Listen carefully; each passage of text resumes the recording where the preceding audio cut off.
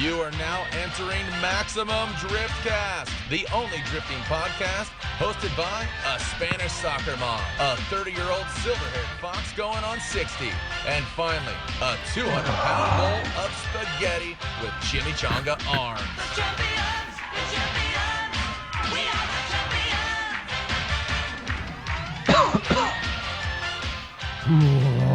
Welcome to Maximum Driftcast, the only drifting podcast live to you on Halloween night. That was really spooky, guys.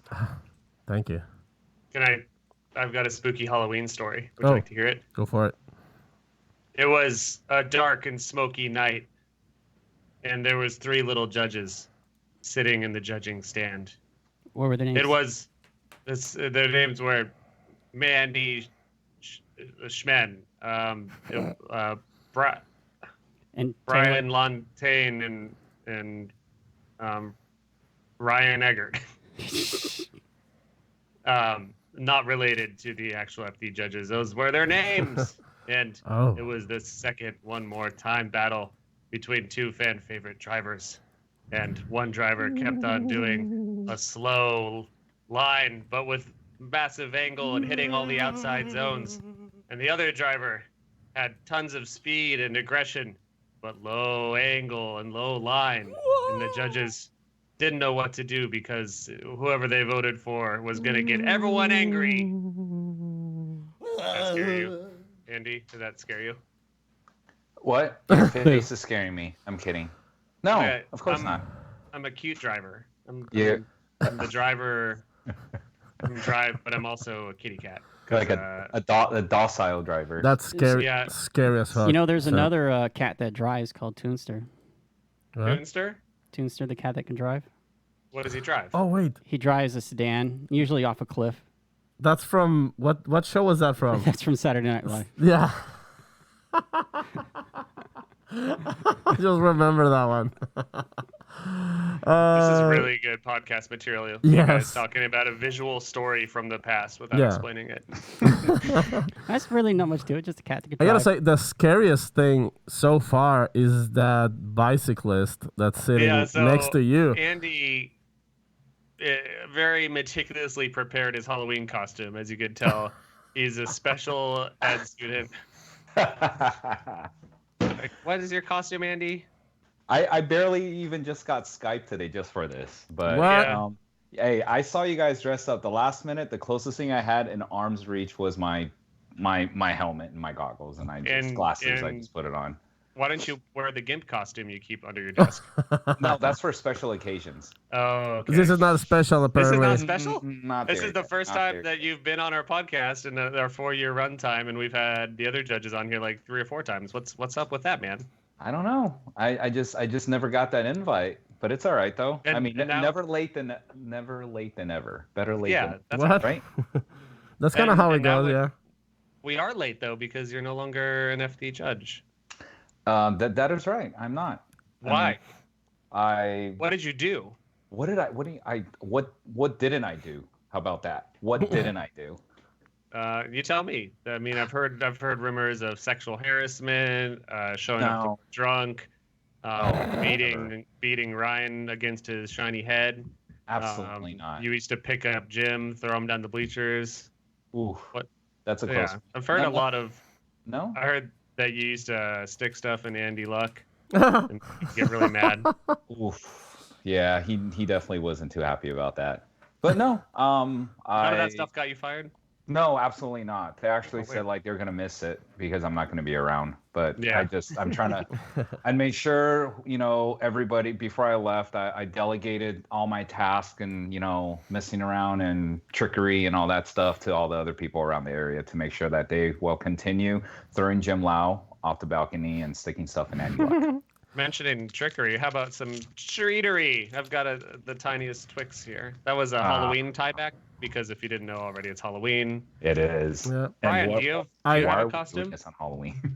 Because we couldn't do it any other night. It's SEMA prep. Everyone's busy for SEMA. Do you have a costume, Brian? Big balls? Yes. But you can't see it. Oh, What do you- he's dressed as Invisible Man. Oh, very good. It's very clever. Took a lot of work. Yeah. Um, I run out of candy. I can't see Paco. I see two Sams. There you go. All right. I was giving candy to the kids, and instead of Yeah, like, my oh cat- wait, hold on, switch. Look, my cat's also in costume. This one's a reindeer. And this one's a lion. Nice. It's not working. Oh, God. Oh my goodness. Are they okay? They're fine. What happened? Well, apparently, one, they don't like wearing costumes, and two, they don't like being held. They love wearing And costumes. three, Sam. they hate the FD judges. 4, something's got to give. Yes. 5, something's wrong with me. 6, let the cats hit the Let floor. the cats hit the floor.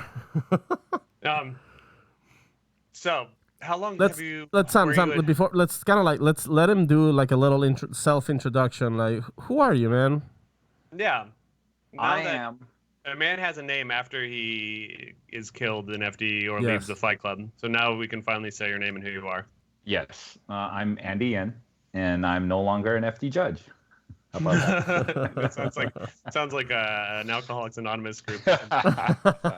When did you begin FD judging? Holy cow. I think 2 years after I competed, so 14 years. Holy shit! I never knew you competed. It's all right. There's a lot you don't know, my friend. That's why we're here. That's why we're here. So all those times that we've heard the bitching, we've heard every bit of bitching, of course, about the FD judges, and most of the time I think that we are sympathetic to your cause. But one of the ones that we've heard is like, there's not any judges who are drivers, but you competed in FD, so that was bullshit. Well, And I mean, Ryan granted, Luntain makes his drift car at Ebisu. Eggert Yeah. has some sort of car. he has, yeah, and He's I driven mean, once. yeah. But granted, the competition back then compared to now is way different. But we all love this sport, and we all started somewhere. And I started by just messing around, and I still like it. I just went to the track a couple months ago, but not so much drifting, more gripping.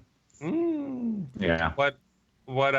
Tell me about your FD driving history. What were you driving? FD driving history. Oh Yeah. my God, it's. I mean, granted, very lucky to be in that position. Just started. Heard FD is gonna start. Talked to Jim and Ryan over the phone. I was supposed to get a factory back car from Blitz USA. We started working on it, then that didn't fall through. Then I was It did fall through. It did fall through. Correct. Yeah. Well, it didn't happen. Then I was lucky enough to team up with Autolink, so I drove the Autolink S13 for a season. Then I went into the JIC car for a season, and I'm just like, holy cow! Like, either I just suck or I just don't like competing. And which one was it? Little Bill. Both. Competitiveness was never there. I mean, I literally just had fun. But I understand where, having sponsors, responsibilities, and the whole nine, and it's kind of like you can't have a mohawk, you gotta only smoke hair, this and this, that and that, and I'm just like, all right, well, and again, the competition is really tough even for back then, and I'm kind of just like, I just wasn't having fun anymore. So I just offered Jim and Ryan my help, see if they anywhere that I can, and just became a judge. And are you a longer judge than the other two? Who was there? Are you the longest running judge now, were the longest running judge? Yes, I think I was the longest running judge because after 14 years just straight, I think I've only missed 2 events. Whoa. How did they sub out a judge for an event? I don't think I've ever seen that in my time. It was luckily it was one of the Asia events where they only need 1 or 2 of us. So the first event that I missed was in Thailand. Then the second event that I missed was this year. So because of all this, that kind of just like funneled down to me not continuing next year. Wait, say that again. Because of what? Because of me missing an event. Oh, okay. This year. Yeah. That was kind of a real eye opener because I'm starting to pursue another field of work, something I really want to do, and I just can't be super greedy or wanting to be, hey, I want to work with you guys, but if my other work calls, I got to just drop you guys and stuff like that. And it actually happened this year where I had to bail on one of the FD Japan events. Don't you it think was a you're a little- clusterfuck. Don't you think you're a little old to be getting into the porn industry at this age? Or like, I guess there's old guy porn that people like watching. Dude, people always need fluffers. I don't even know what are you talking about. Okay, I mean, There's no age limit to that. I just There's think it's no weird age- to start at the bottom as a bottom. But It's all right though. But hey, I'm starting somewhere. yeah, at least you get to follow your dreams. Absolutely. Are you at liberty to say what the thing that's pulling you away from our FD family is? Oh no, of course not. I am for since last year I started pursuing firefighting. So that's cool. kind of where my head has been and where I've been really just trying to focus on. I was lucky enough to have some time off prior to the beginning of the season.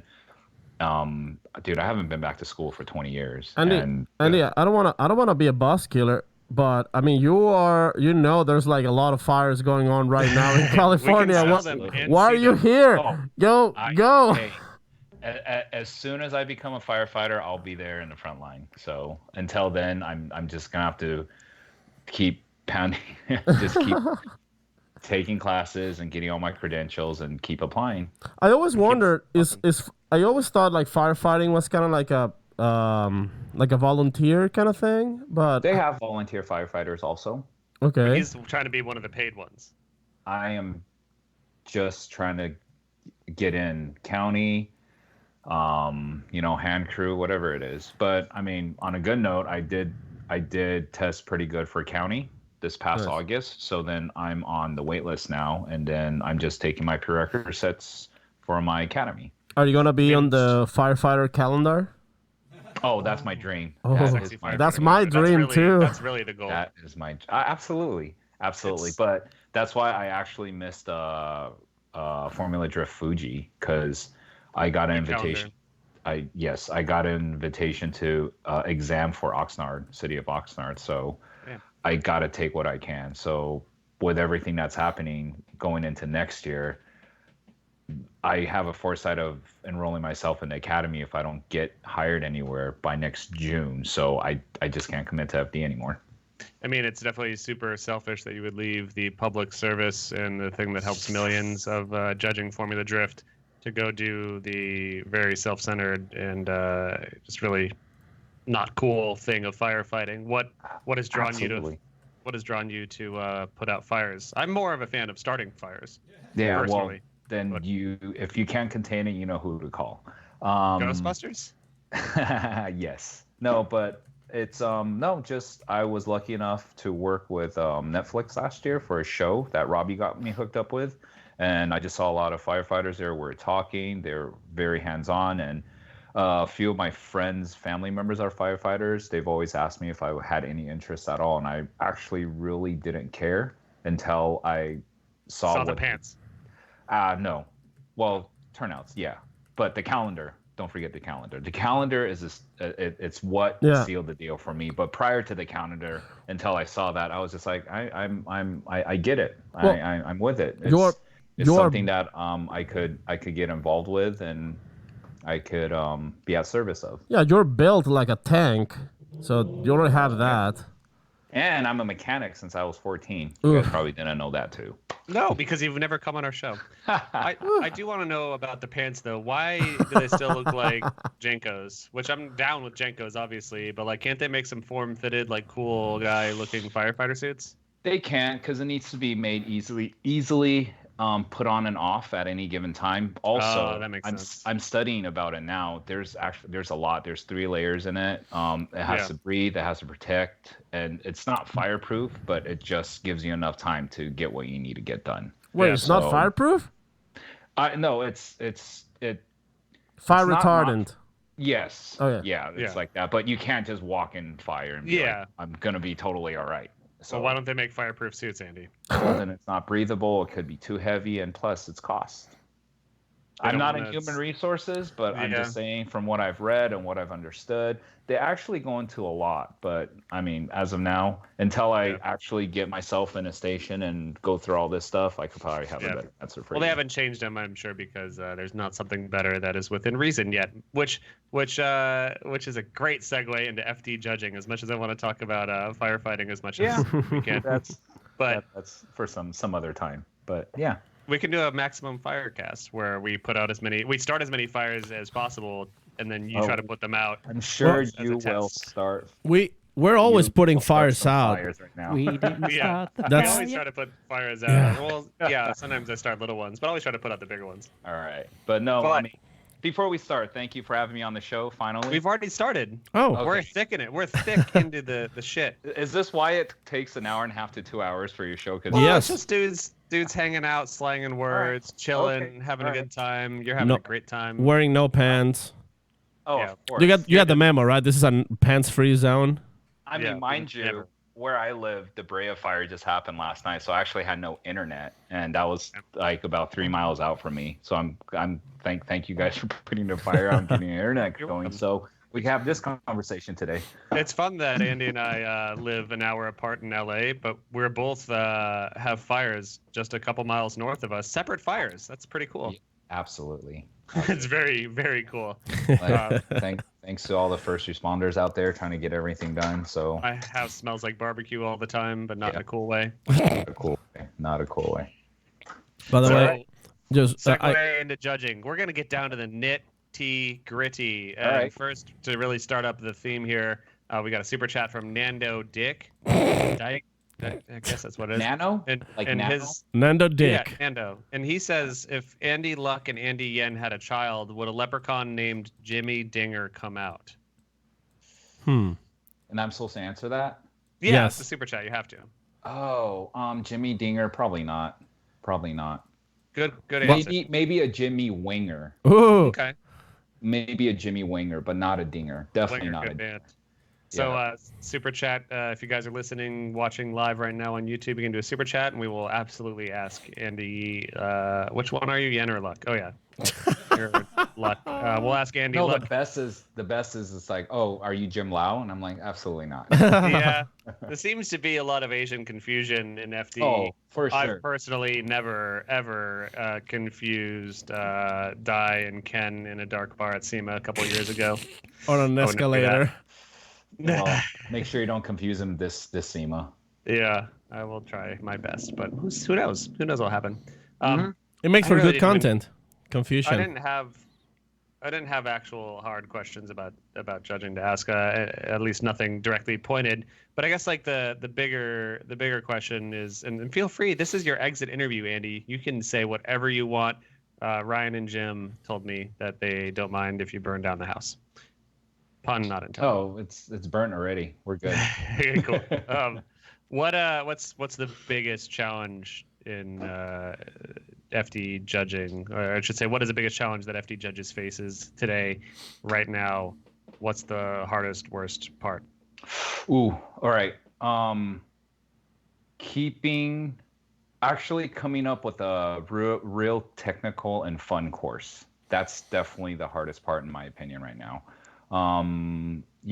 If from the outside you're kind of like, you could go anywhere you want, this and this, that and that, but that's how I was 10 years ago when I first started, when I'm just like, why don't we go here and there? You guys are pussies, blah, blah, blah. Like, that's such a good track there. Why don't you guys go there? But down the line, we get like production, seating, blah, blah, blah, and all that has to come into play with safety. And for the past few years, it's tires.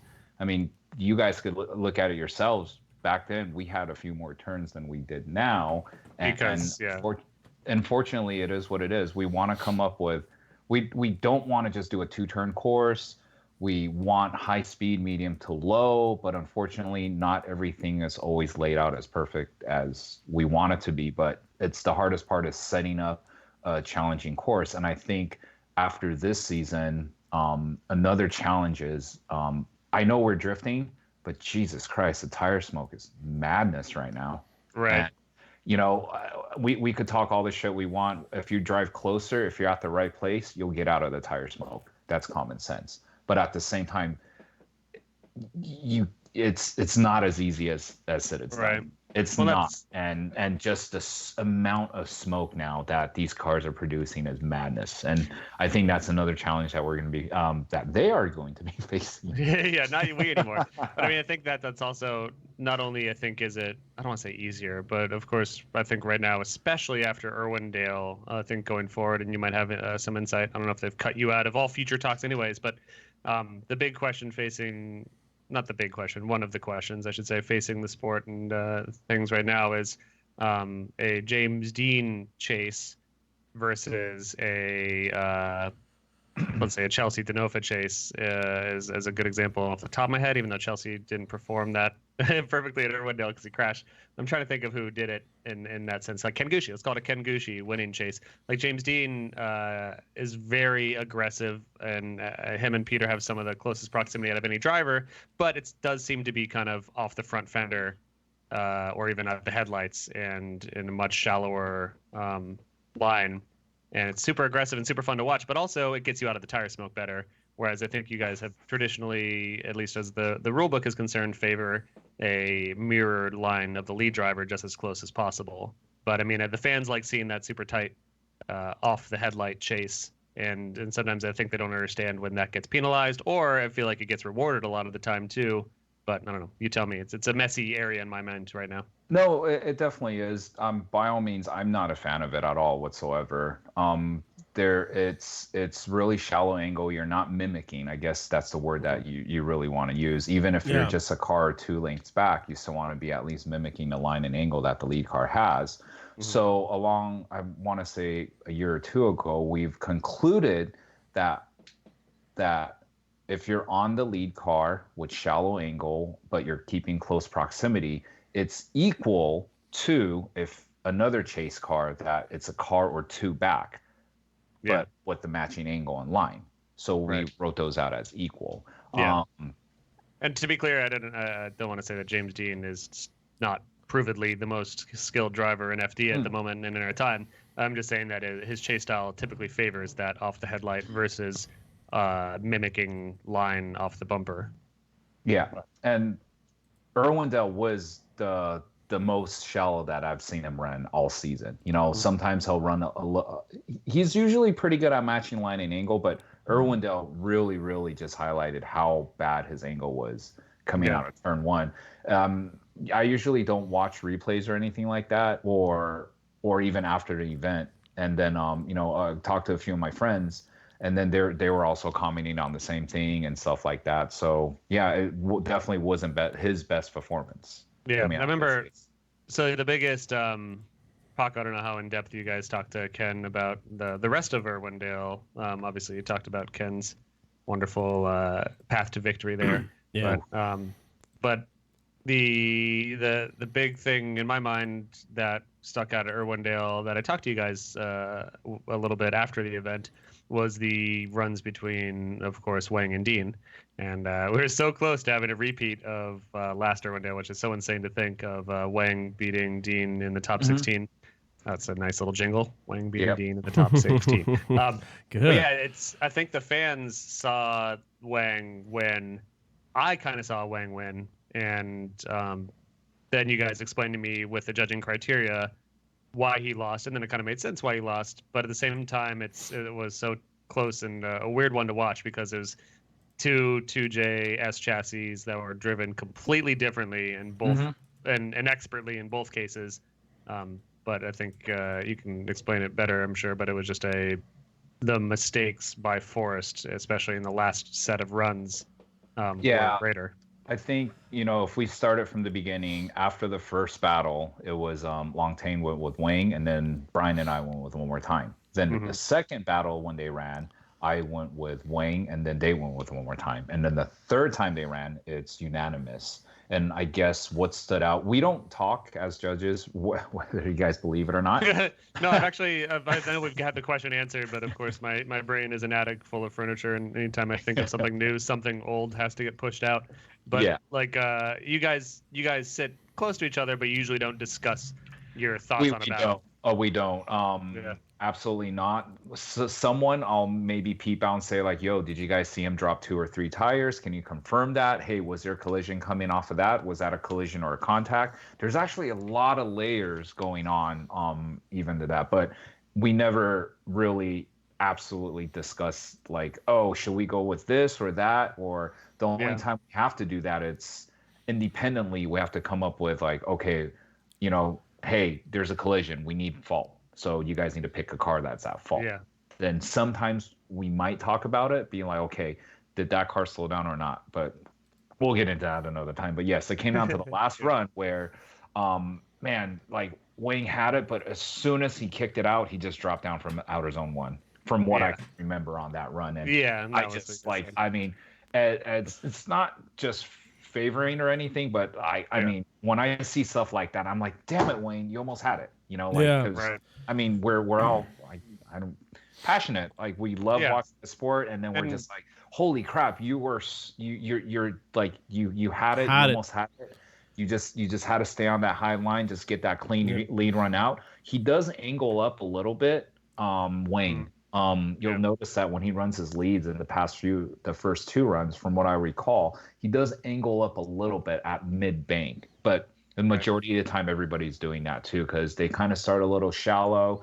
The midsection at Irwindale is actually not curved. There's a little flat part to it. That's why you always see like a blank of tire marks. There are the adjustments that happens there, and cars usually angle up. So that happens a lot there. So a lot of people tend to just be a little careful around that section. Well, Wang, and this is a similar thing with Forsberg as well. It's like they, as lead drivers, as they are entitled to do, they scrub speed by adding angle or maybe left foot braking to reach an outer zone, and that results in them getting hit or the chase driver being forced to drive a shallower line, or you know, just having to follow them in a different fashion than they might be used to, or a more difficult fashion. And like, that's one of the things that has been one of the hot topics this year, is like, it's not against the rules for a lead driver to do that. It's of course the judge's job to see that and reward or penalize as necessary, which I know you guys do. And as a big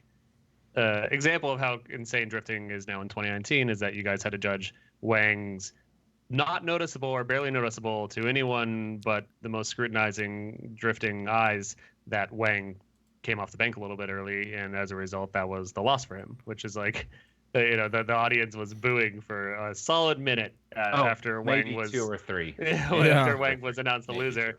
And it's like, in my head, I was like, yeah, I guess they're upset, and I can see why, because to them it looked like that it was tough to understand that. And I don't know if Lantain came on the mic afterwards and described it or not, but I think that's definitely one of the challenges FD needs to face more head on, even though the Lantain speeches and even sometimes Ryan and Jared say, and obviously you can't spend too much time explaining and hand-holding to the fans, but I feel like there has to be something to help them understand. At the end of the day, they probably they're gonna think what they want to think and feel what they want to feel, because they're all passionate, emotional people, and they're gonna feel something. But I wonder what the solution is for that to make them feel better. Yeah, because those hard decisions. Even like, I mean, this year I think the 3 of us, Corey, Sam, and I think we agreed with almost every call. This year, like this season, was like, oh, you know, the judging is right on point. And I think this is the one that we were all watching together, and we're like, all right, it's Wang, all 3, and then it's suddenly like one more time, it's like, okay, well, I can see why. Second time, one more time, it's like, okay, I can see why. But then the third time, we thought again, like, oh, it's Wang, and then suddenly like, nope, it's Dean, and we were like, okay, what's going on? Yeah. And I think like, for us, that we spend a lot of time watching FD and watching you guys judge and trying to understand. I shouldn't be a judge, and you're probably better than I am at it, and Corey's probably better than both of us. But like, I shouldn't ever be a judge, because I'm not able to see it as well. And also, like, I like good stories, and I like emotion, and I like stuff like that. I'm too partial. I'm not impartial enough. Yeah. Mm-hmm. But you know, like, it just there's something that even us, that we spend a lot of time doing this almost for a living, we're baffled without getting paid.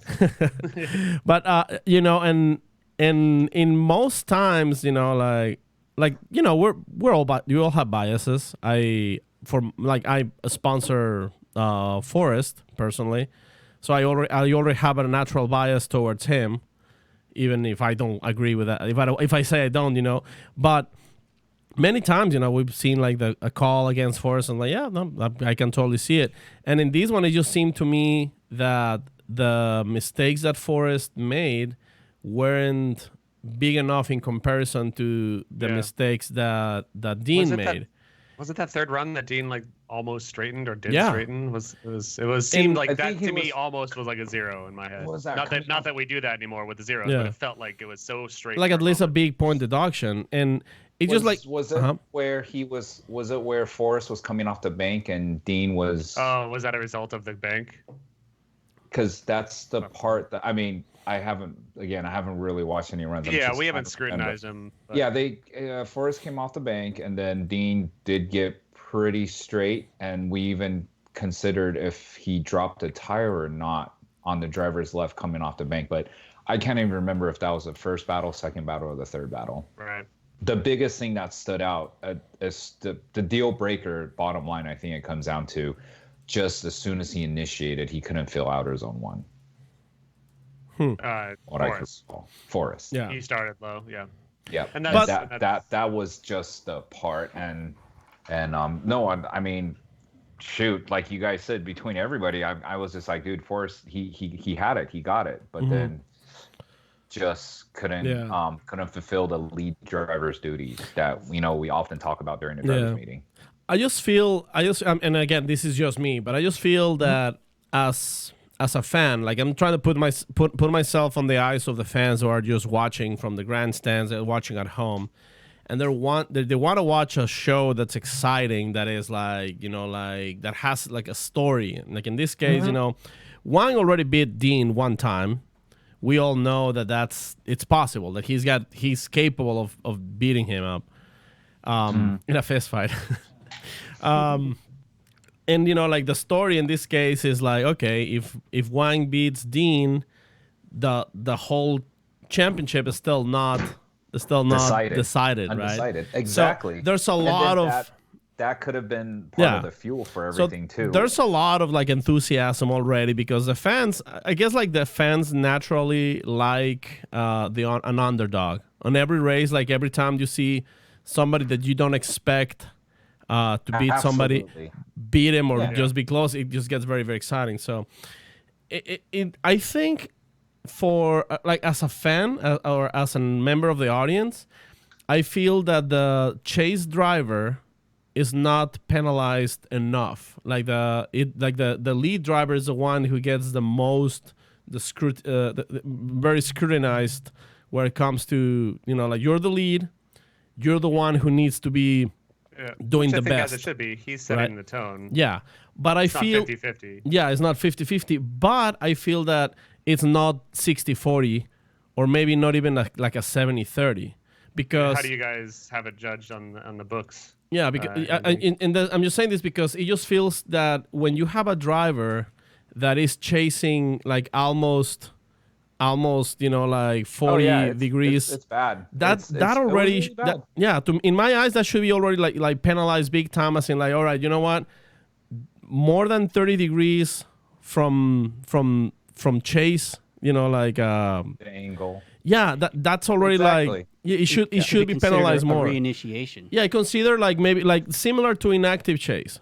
But then there's the question of, was it caused by, in some degree, the lead driver's too much angle? Well, not necessarily, in my opinion, is that you could dial it down a little bit. I mean, from rumors, I heard that the first few times that happened with James doing that, like I guess he said that he thought Wang was going to go into the wall, so he was running a safer line if he has to bail or something like that. Again, this is just from what I heard. Yeah. But then I'm like, all right, if that's the case, if you shouldn't have to do it again. But all three runs are like that. But mind you, when we judge tandem, we're comparing both lead drivers' runs performance and both chase drivers' run performance. Mm-hmm. So during tandem, it's not necessarily a 50-50 thing. You're kind of feeding off each other. If the lead car does this, if it's going to cause something to react in the chase car.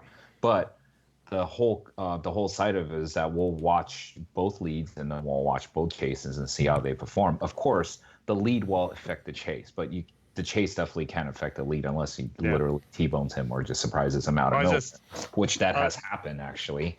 Yeah. I was just Um, watching the first Wang Dean just now, and Wang was on his lead run was scraping against the wall often, and to the point where it was in fact slowing him down just a little bit, and it was very impressive to watch. But he was touching it just enough to slow him, like especially on the last outer zone area. Like he has a visible slowdown. You can see Dean shallowing up because he's like, holy shit, like this guy's but going in deep. granted, Yeah. Dean was still pretty shallow in the beginning. Yeah, that's not to excuse any of that, but it's like absolutely, yeah. So it's just it wasn't it wasn't done well, but at the same time, like we always like to do drift hands, right? Like this, it's equate to this. Yeah. Right. Yeah, exactly. Yeah. So this and distance. this, yeah. Oh, is this gonna be a meme? If it is, it's fine. But I'm just saying, I'm just saying. So we and then this was actually talked about through the drivers also. Like an ideal tandem run. It's mirror, mimicking the whole nine, and like a good example is how Gucci drove the whole over. Yeah, Gucci drove like a monster. We were seeing Forsberg drive an old Forsberg form before he put it into the wall. Chelsea had my vote to win the round, and as we always say, Chelsea will win if he doesn't go to 11, and he went to 11. But I mean, it's one of those things. Back to that, there isn't really a 70-30% on who's liable. Sometimes I feel that we protect the chase driver a little too much. I could say that. Yeah. And we have to hold them responsible, not in their performance of how close proximity they are, but in essence of initiating a contact. Let's just say Forrest did slow down a little bit, whatever, make adjustments and figure it out if it's not abrupt. But there's a decel sheet we have to adhere to, and that decel sheet was made so everybody understands when and what area you're supposed to be decelling. So people could actually be like, okay, turn 1, I'm going to be on your door. After the transition, clip 1, that's when you're supposed to decel facing the other way, going into outer zone 2 on the inner bank. So we'll prepare for that. But you'll see 80% of the people are driving kind of a gap to wheel them in. And of course, everybody tries to close the door on the decel zone. And that's kind of where all the accidents happen also.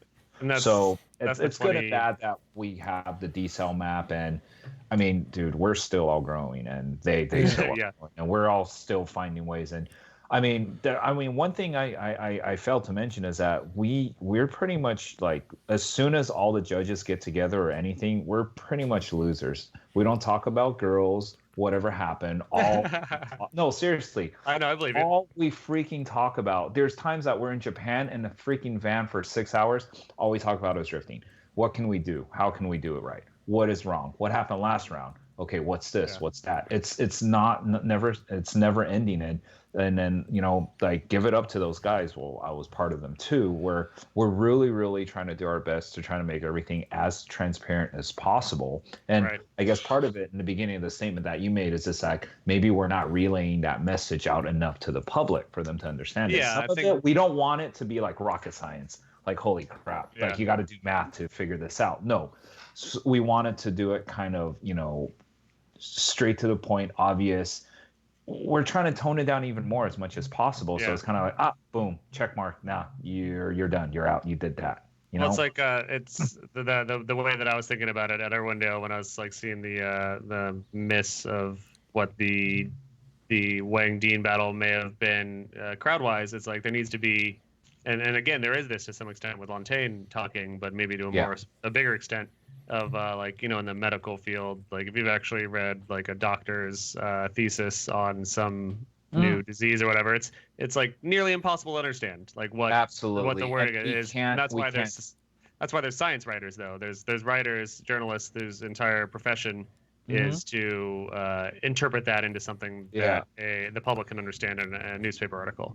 And it's like that's kind of, I think that there needs to be that other translator that. Not the translator, just the balance where it's not too much and it's not too little.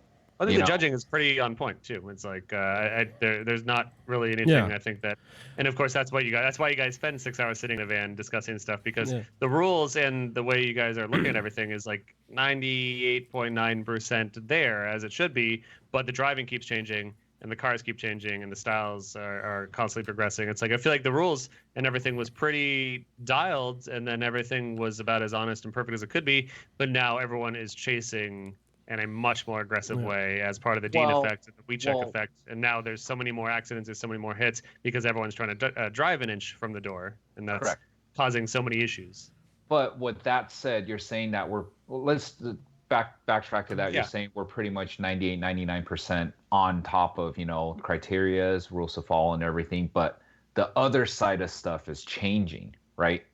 The cars, the builds, the driving styles and stuff like that. So should we be chasing that, or should they? It's kind of like a rule. We make a rule. Should you guys build your driving, your cars, your styles within our box that we have as criteria and rules and stuff to follow?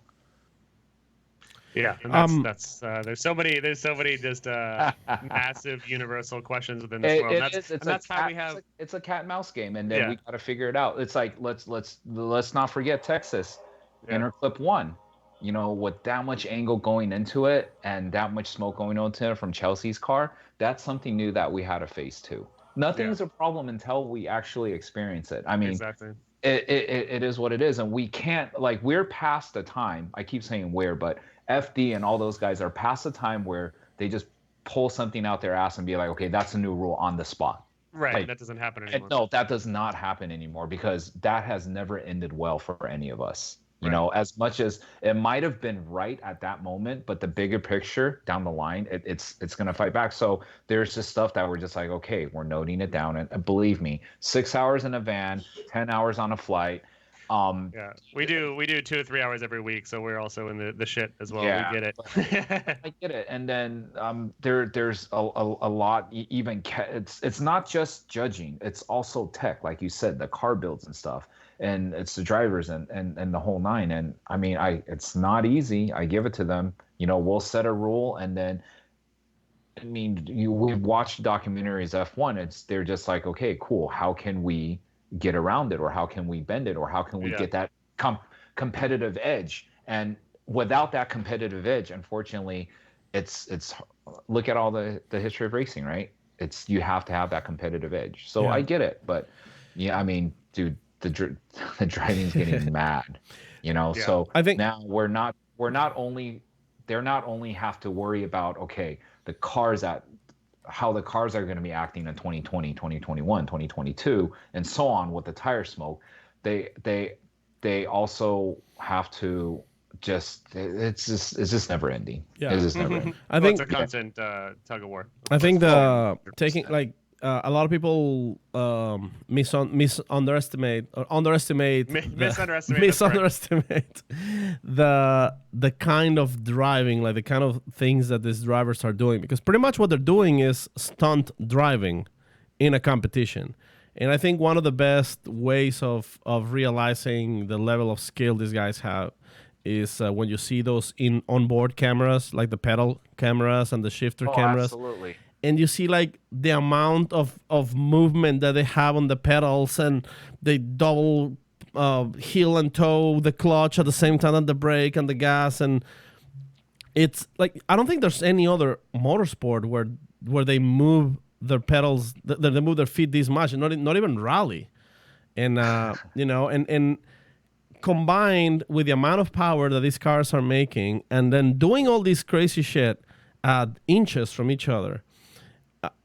How do you determine who's doing better? Even the most entry level driver on pro, even in Pro 2, is doing an amazing feat. Is doing an amazing display of driving skill, So how can you say, well, this person has a little bit more skill, but you still have a shit ton of skill? Just because you lost a battle doesn't mean that you suck, or doesn't mean that you are nowhere, that you shouldn't be here. You know what I'm saying? I think there's a little bit of a disconnection on how much effort and how much work the drivers put into making these and making drifting, professional drifting, what it is today. And I'm talking about all over the world, not just in Formula Drift, obviously.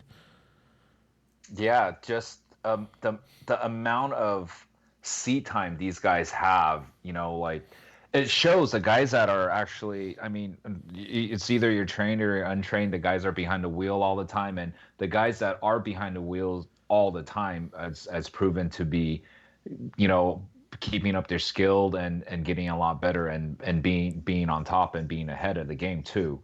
So it's really hard. And you mentioned like back then, if you could see what it looks like in the in the driving the cockpit of those cars, it's intense. One of my favorite things to do back then when drifting all started, trying to sound cool, but was literally watching in-car on Irwindale Speedway. At the end of like an option video, they'll have every single driver's in-car and footwork. And the two drivers that I really liked the most was Kazuma and what's his name? Nobuteru Taniguchi. Those two guys drove differently in different styles, but just watching their in-car, that gave me a little in depth of what to do coming off the bank, and I tried their style and just to try it out, and it helped out a lot. It helped. I think it's funny you mentioned the footwork. I think that's honestly the first thing that made me see drifting as a thing that was awesome.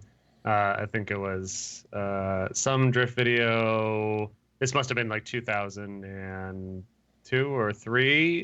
Just seeing some dude in an 8.6, and early, the first 8.6, the Hachiroku, just underpowered car, just doing crazy things with his feet around the track. I want to say it's probably Keiichi Tsuchiya or someone like that, but just watching. It's probably Whale. Yeah, it was just watching. Yeah, it sounds about right. It's a white hatchback. Going down a straightaway and just kicked it out in full lock at 90. And of course, the Japanese commentators doing the whole screaming. Yeah. He was the Junkies car. I remember that. Well, no, I mean, and you guys probably don't know, I love Corollas. I didn't know that. You do love Corollas? Yeah, I do. I have 2 coupes, 1 wagon. I actually have a lot of Toyota. Where do you keep all your cars? I guess you live in Eastern LA. You can afford to have a garage. I have a brown Livin coupe track car. I just bought an SR5. That's my daily. Actually, no, my daily is my 1980s Toyota Corolla wagon. You have a lot of dailies. I do. Actually, I have one more that's in Fresno I need to pick up. I was lucky enough to get my hands on a 1980 Cressida. Sick. That's going to be the coffee house mobile. We're going to do mint green, white walls, and put some air suspension on it and throw some wired wheels on it. Off we go. Nice. Damn. Which one's which one's a laundromat mobile? No more laundromat. Wait, what? Yeah, I sold my laundromat at the beginning of this your year. empire that you built from the ground up? Actually, it's really interesting. It's taught me a lot, but I think it was to a point where if I wanted to build more, I can, but I at that time I was just drawn to pursuing fire. So I was just like, okay, what can I do to make sure that I give my 100% on pursuing this goal, this career, this, not a dream, it's going to happen. Just what can I do to make sure I'm following that right path and just having everything line up for me? And part of it was, selling the laundromat. Wow. Mm-hmm. It's so cool. For those who are listening and didn't know, Andy used to own a laundromat. Laundromat. Laundry mat. Said it right. Lavanderia. Lavanderia. And for the longest time, we wanted to do an episode with you from the laundromat. I was about to go there tonight, but the internet's down over there too. So. Wait, you sold it, but you're gonna go there? Well, I still help them maintenance it. I pretty much carried the maintenance for them for a year or two just to make sure they get stay on their feet and kind of show them what to do. And so they're not too overwhelmed by getting into the business brand new and having to have an overhead of paying a mechanic. What's the trick to a perfect load of laundry? I don't know. Just make sure you have time to do it. I guess there isn't really a trick. Do your laundry is the trick. Do your own, just do your clean your laundry. Actually, animal. just buy new clothes. Yeah. So is that what you do? You just buy new clothes each Just throw it time? away and buy new clothes. Throw it away and buy new clothes. I want I want to touch into some of the super chat questions, Yeah. but there's Sure. I a did but find the video. That's what you guys are having me here for. but there's I did a find the video. there's a comment Guys. there's a comment that I mean I Can I just say the video before we get to the comment? Hold on. sorry. I want to tell people. I found it on Daily Motion, and it's just Drift dash Hachiroku Traino 86 Champ Drift. I had to go like 5 pages down. I'm gonna post it in the YouTube.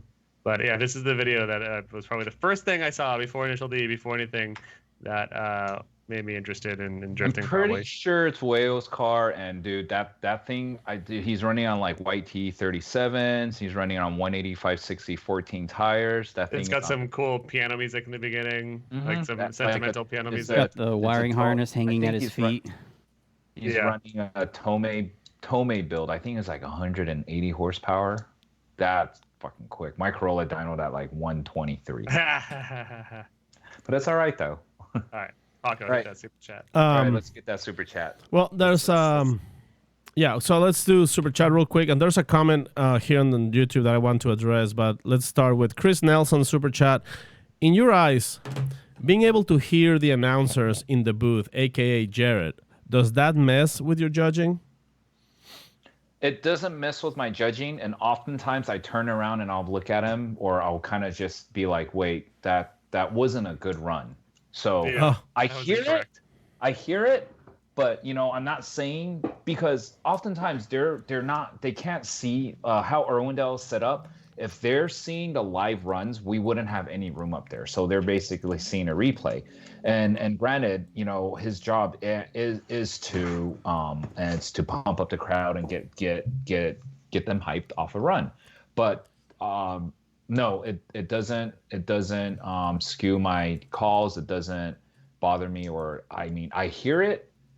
14 years into it, I hear it, and I could be like, well, that was incorrect. I'm just going to put my score in still and go from Yeah, but you guys can hear the announcers, but of course it doesn't affect your judging because No. you're professionals. and Yes. you, Yes. yeah, I've heard that a lot. It's like, oh, and even from the drivers, from saying, well, they hear Jared say that that looked like it was offline, and the judges judged it because of that. And it's like, I don't think they would really be affected by what Jared says. Well, but, also, it's like that was such a great run, and then wow, the score didn't reflect it, so there's a disconnect. And then that's another disconnect that we could have with the spectators, where they hear such a magnificent run, so they're expecting 90s, and then boom, the score comes out at 78, and you're kind of just like, what just happened? You know?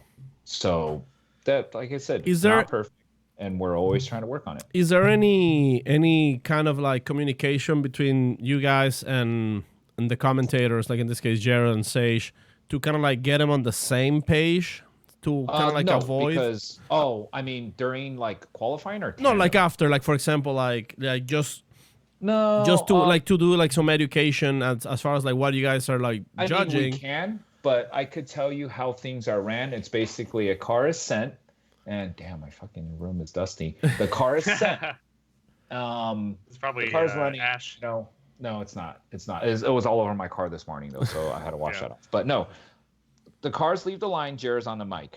After that, Sage breaks down the run. If there's anything weird or contact or like a something that we need to highlight, Sage, I'll be like, hey, did I get that right? That guy's straightened out there, right? And then we're like, correct. Or he's like, oh, wait, there's contact. Okay, you guys gotta let me know who was at fault for the contact, so Sage could relay it out to the audience.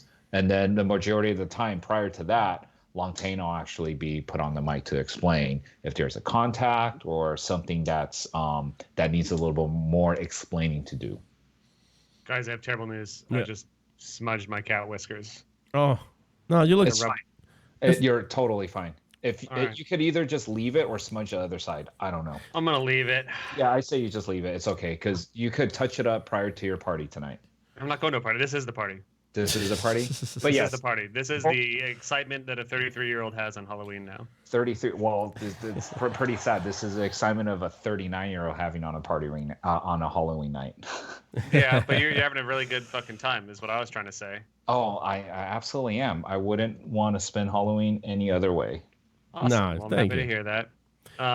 One thing we kind of talked about it for a second there when you started talking about qualifying. This is not a super chat, but Wookie Way was saying, which does go to show, guys, if you do post good questions and constructive stuff, it doesn't necessarily have to be a super chat. We encourage you to give us $2 and whatever. But of course, good questions. If we see them, we always like to answer or ask. He asked about qualifying scores and how he thinks they're all over the place. How can it be leveled out? I don't necessarily think they're all over the place, but I think that qualifying is still kind of a tough thing that I don't have any solutions, of course. I'm just like the average FD fan, full of criticism, no solutions. No, it's how can qualifying, or what are some of the things you've considered to improve qualifying? Because I don't want to say how could qualifying be improved, because then you'd improve it. What do you guys recognize that there's issues, or what's your take on it all? Well, I mean, off the line, 2 categories is subjective. One is style and one is angle. The only one that you could pretty much be like, all right, 99.9 or 90% within like assertive range is line, because dude, either you're on the wall or you're off the wall. We have hash marks. Either you're on the hash marks or off the hash marks. So line tends to be the one that's kind of like, all right, it's not that subjective. But as far as angles go, it's kind of like, all right, once we watch practice, we have an idea. Say if I'm the angle judge, all right, that's about where the perfect point, a maximum of total of 5 points I'm going to give for that sector, for that angle. Anything lower than that or longer in that duration, it could go from there. So and also for impact and fluidity too. But fluidity-wise, you could see the punctuations throughout a turn and stuff like that. And often it's argued why is a driver getting dinged for fluidity when it's part of angle? But then again, this was brought to their attention in a driver's meeting 1 or 2 seasons ago that's going to happen if we do it this style. And this style of judging is sectored. So brush you guys up really quick. We have 5 points allocated to one whole sector. So it's not just at that clipping point for line and angle. It's from a duration of time, a duration of span, a certain amount of distance that we have to judge. So we estimate a score that goes in that sector. So it's the duration of that turn that we're giving a score to, not just that pinpoint in that zone. So a couple of seasons ago, we've done line and angle in the outer zone and the inner clip only. So anything in between or outside of an outer zone or inner clip, it's style. But then we went into sectors, so it kind of you kind of get double stepped on. Yeah. Especially with style and angle. And again, being losers, talking 6 hours in advance, trying to figure things out. And it's always involving. We want to be able to have an answer when you're like, what the fuck? Why did I get a 3 here? Tell me. Well, and especially when it's after the fact and it's driver A shows you their first run. They were the 15th driver down the list, and they show you their line, and they got an 80. And then they compare their run to driver B, who is from the second session, who's, let's say, 23rd down the list. They've got 50 runs between them, and that guy got 85. And then he says, my run was clearly better, and I got an 80. And then my 80-point run that you gave me 80 points for, or my run that should have been 85 points, I got 80, and this guy's run that should have been 80 points got 85, sort of shit. And it's like, and maybe he's not wrong, because maybe your heads were in different places, because it is still a bit open to interpretation, and that's I guess there's the 2 camps that I hear constantly from fans online, in person, all that is like, one group wants it to be, no one wants it exactly the way it is. No one's like pumped, but maybe that means that it's good. But that's what people say is a good deal between 2 people, is one where neither one is happy. It's like, you're both making a good trade or whatever. If neither is happy, but it's like there's a camp that wants it to be more subjective, and it should be all about passion. And that was a really pumped up run. I loved that run because it made my heart feel good. And then there's a camp that says it should be 100% robots, because there shouldn't be any sort of Yeah. And that's both sides of the spectrum. And of course, you guys have met somewhere-ish in the middle on that, and that you do have the analytical, mathematical line of you filled the zone or not, and then there's the style, and then the other aspects of it. But it's very complicated, which is why it is the way it is. And you guys are doing the best thing that makes sense at the moment. But in your personal, let's say there's no one else. All of FD was just the Andy Yen show, and you could make up 100% of the rules yourself. Would you be more in the robot camp or more in the passion camp? I'm always you have to. I'm always a drive-by feel type of guy, so I'm more towards the passion camp. It's kind of like I miss qualifying where it gets more and more exciting, and that's how it was back then. And I miss high-speed initiations. I miss that feeling that you're like, dude, that guy is going in the wall, and he did. Wow. And I fuck it. I miss actual driving instead of just all the cars now. Like just a driver putting their car against a wall instead of using all the car. More of a car's driving. But that's part of the game, and I get it. I mean, at the end of the day, the answer that I would have for any of the drivers that would say like, I don't think my run was scored fairly, it's like, well, don't leave it up to them. And that's kind of how it goes with a lot of these battles that I think of too. And it's like, yeah, it's a close battle, but like, don't leave it up to the judges. Like, do a run like JTP in New Jersey. Do a run like James Dean. Where was James Dean's 100-point run? Do a run like Chelsea in Texas. It's like, if just make a perfect run and don't let them consider and scrutinize the abacus full of points that they're moving around. Yeah, I left my abacus at rowing down. But no, every single driver out there, it's giving it all, and I get it, and I understand it. But at the same time, it's what you mentioned earlier. Just like if a driver comes up, he's an 85, and he's like comparing to this and that.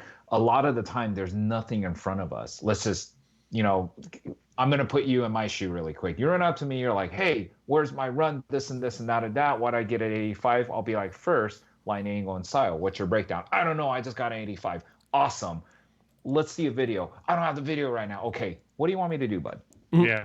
And I'm sure, I mean, I don't want to put the words in your mouth, so I'm not going to say I'm sure, but do you guys actively spend energy in trying not to be biased with in your head, like, oh, these are the lower scoring drivers, they're going to score lower on up to the higher place. Let's say it's round 5, so we already know that the worst guy in the series is going to run first, and the best guy in the series up to that point is going to run last. And I mean, I imagine, hopefully you answer the question, but you actively spend effort not to bias against the lower guys. Of course we don't. We spend a lot of time watching practice, and that's where we get our kind of gauge and what's going on, and then we go into a round ready, like judging wise. And like I said, the only thing that will throw us off is that if you do something more than what we asked for. Example, hence Denofa and Interclip 1 in Texas. It's situations like that. If you for line and angle, you're only going to get a certain amount of points going through that sector. You're not going to get any more. But what is that going to translate into tandem? So going back towards that, it's for line, angle, and style, whether you start from the middle or start from the top, we watch enough practice to know where our baseline is, where a bad angle is, and where a perfect run is. Yeah. And one thing that I've thought about a little bit recently and didn't get any ideas on that, I think I shouldn't say recently, we've been talking about all this shit for 4 years now, but why wouldn't you implement a wild card number out of a hat order for qualifying? Oh, that's been thought about, but I think that's past the judges' calls and decisions and stuff like that. Gotcha. As much as we can input. I mean, I've judged with what's his name, Brian Eggert before up in Sonoma. What's his name? Yeah, and I already started forgetting about them. Oh, I know. But then they're in the past now. They do like a knockout format, and double eliminations for tandem and stuff like that. There's all sorts of things you could do out there, but I guess it's up to the FD guys to see logistically what's the best way to get stuff handled and stuff like that. Is there a reason in your head why that would be less good? For or qualifying. Draw a name out of a hat, essentially a randomizer, and it's randomized. I can't see anything wrong with that for a random thing. I am actually still in favor of the knockout qualifying. But And how does that work again? I really like how like Formula One, right? You have to get X amount of fast times and you get knocked out. But the way I wanted to do it's I think they've done it back then. They tried it once. It's called one and done. You'll score your first run, and the highest score moves on to the top 16. And then whoever didn't make top 16 has to run their second qualifying run. But in my opinion, where FD didn't where it didn't work out for FD is that the guys that ran their second run, if they got a score that's higher than the previous run's first score, they actually supersede them, which in my opinion, that doesn't count because those guys knocked it out in their first run. He had two chances to get a better score. So he should be placed in 17. Yeah, it should be lower. And that just makes it more exciting. But no, pulling in hat, random drawing, I like that. I like your idea in its effectiveness and interesting excitement. But it's not. It's adding complication. One more layer you have to explain, but it's not that much more of a layer that one would have to explain. But no, to answer your question directly, is this like I see nothing wrong with pulling the hat out, and then I could probably hear Kevin saying something's wrong, but I don't know what would that be or something. I mean, I guess it's a reward. Or we could start top to bottom. We could start in the middle of the field. It doesn't matter. Every car needs to qualify. They need to put a score down, and then they need to run. You could say maybe it's beneficial for the highest people to go last right now because the track is going to be pretty well set in its conditions, maybe. Or if you have a problem earlier in the day, you have more time to fix it. Or if you have a breakdown in practice, you have more time to fix it. But that's like really, I guess, the only advantage of the qualifying later. I mean, drivers could probably tell me there's many more, but and maybe that's something that they could relook into because I want to say this format started because there was different practice sessions before. So I want to say the top 16 guys would come off of their practice session and go straight into qualifying. So that's how this format started, where the top 16 would finish practicing, then they would qualify the guys from the bottom up. So the guys that just came off practicing had a little break. I think that's what happened like years and years ago, but it just kind of stuck. Yeah, I'm sure it's things that are being considered. Are you completely like I guess how does the off season work? Do the dudes usually already have ideas for 2020? Are they already kind of like writing the book or making changes that have been in their heads for a while, or does Ryan and 2020's been happening since we started getting stuck in a van for 6 hours this year. So of course, so you were already privy to that conversation. Yeah. I'm sure there's always announcements at SEMA, and we usually do a wrap out show with the dads, as we call them, Ryan and Jim, right after the season. Haven't had a chance to yet. I'm sure we will after SEMA. But are there any big things other than one of our judges leaving? It's obviously the biggest thing we've seen so far. But are there any changes that you know of that you're at liberty to say that we might look forward to or despise? As far as change, honestly, other than the judging stuff that we've been trying to figure out outside of our little bubble, we pretty much don't hear anything. Oh, okay. You guys are cut up. Do you know who's replacing you as a judge? Has that been publicly stated? No, not yet. I think everybody has an idea because, Robbie's been coming around a lot. But then that's still up to him, up to Jim, and up to Ryan to figure out. I mean, I told them that I can't commit to the full season next year, meaning putting them in priority. But I mean, dude, working with them for 14 years, they're family. Sound corny, but I told them if they ever need any help, if they want me to go out there and paint, if I have time, whatever it is, just give me a call and I'll try to help out. That's cool. I just can't be on first string because I don't want it like Fuji Japan to happen again, where I'm sorry, a week prior to Fuji, I had to tell Mr. Iwata that I can't make it. Then he had to burn a lot of money to get a sub out there and stuff like that, all because of me having to take an exam that I actually failed on. But I have to take every shot that comes at me. I'll go to Japan for you. Don't worry. Baco will be the most beloved judge. Absolutely. But yes, let's try to reframe this. We talked about Forrest and James. We talked Someone about mentioned Carney and Castro. and Castro, which I wanted to know. So I ran over to the judges box right after the run, and I saw a very angry Carney trying to plead his case. But I don't want to muddy the water. So you tell us from the start what occurred, what you saw, what went down. So this is a time where we do kind of talk about what happened is when we have to assert fault because we want to make sure that we saw every single angle. So that run it wasn't so much the call, it was so much assessing fault. Right. When there's a collision, not a contact. A contact you could still keep drifting and stuff like that. So that's the difference, contact and collision. When a collision happens, which collision meaning when a collision happens which results in an incomplete in one of the drivers. That's a collision. Well, let's paint the picture from the starting of the day. Castro crashed his car in practice. They put it together as best as they could. Wait, you need to start it off better. How did he crash his car? You tell me. Okay, so the way Castro leaves the line is he'll kind of short gear it, first, second, third, fourth, put some load in the opposite direction, spin the tires, and feint and kick it in to turn one. Yeah. When he fainted, the car never came back around, and he went head in the fucking wall. Yeah. So that's just not even a simple crash. So that was a crash that even shook me. I was like, holy crap, that was a hard one. Yeah, because so after that, go on. I was just gonna say that driver is probably not 100% after that. Car was definitely not.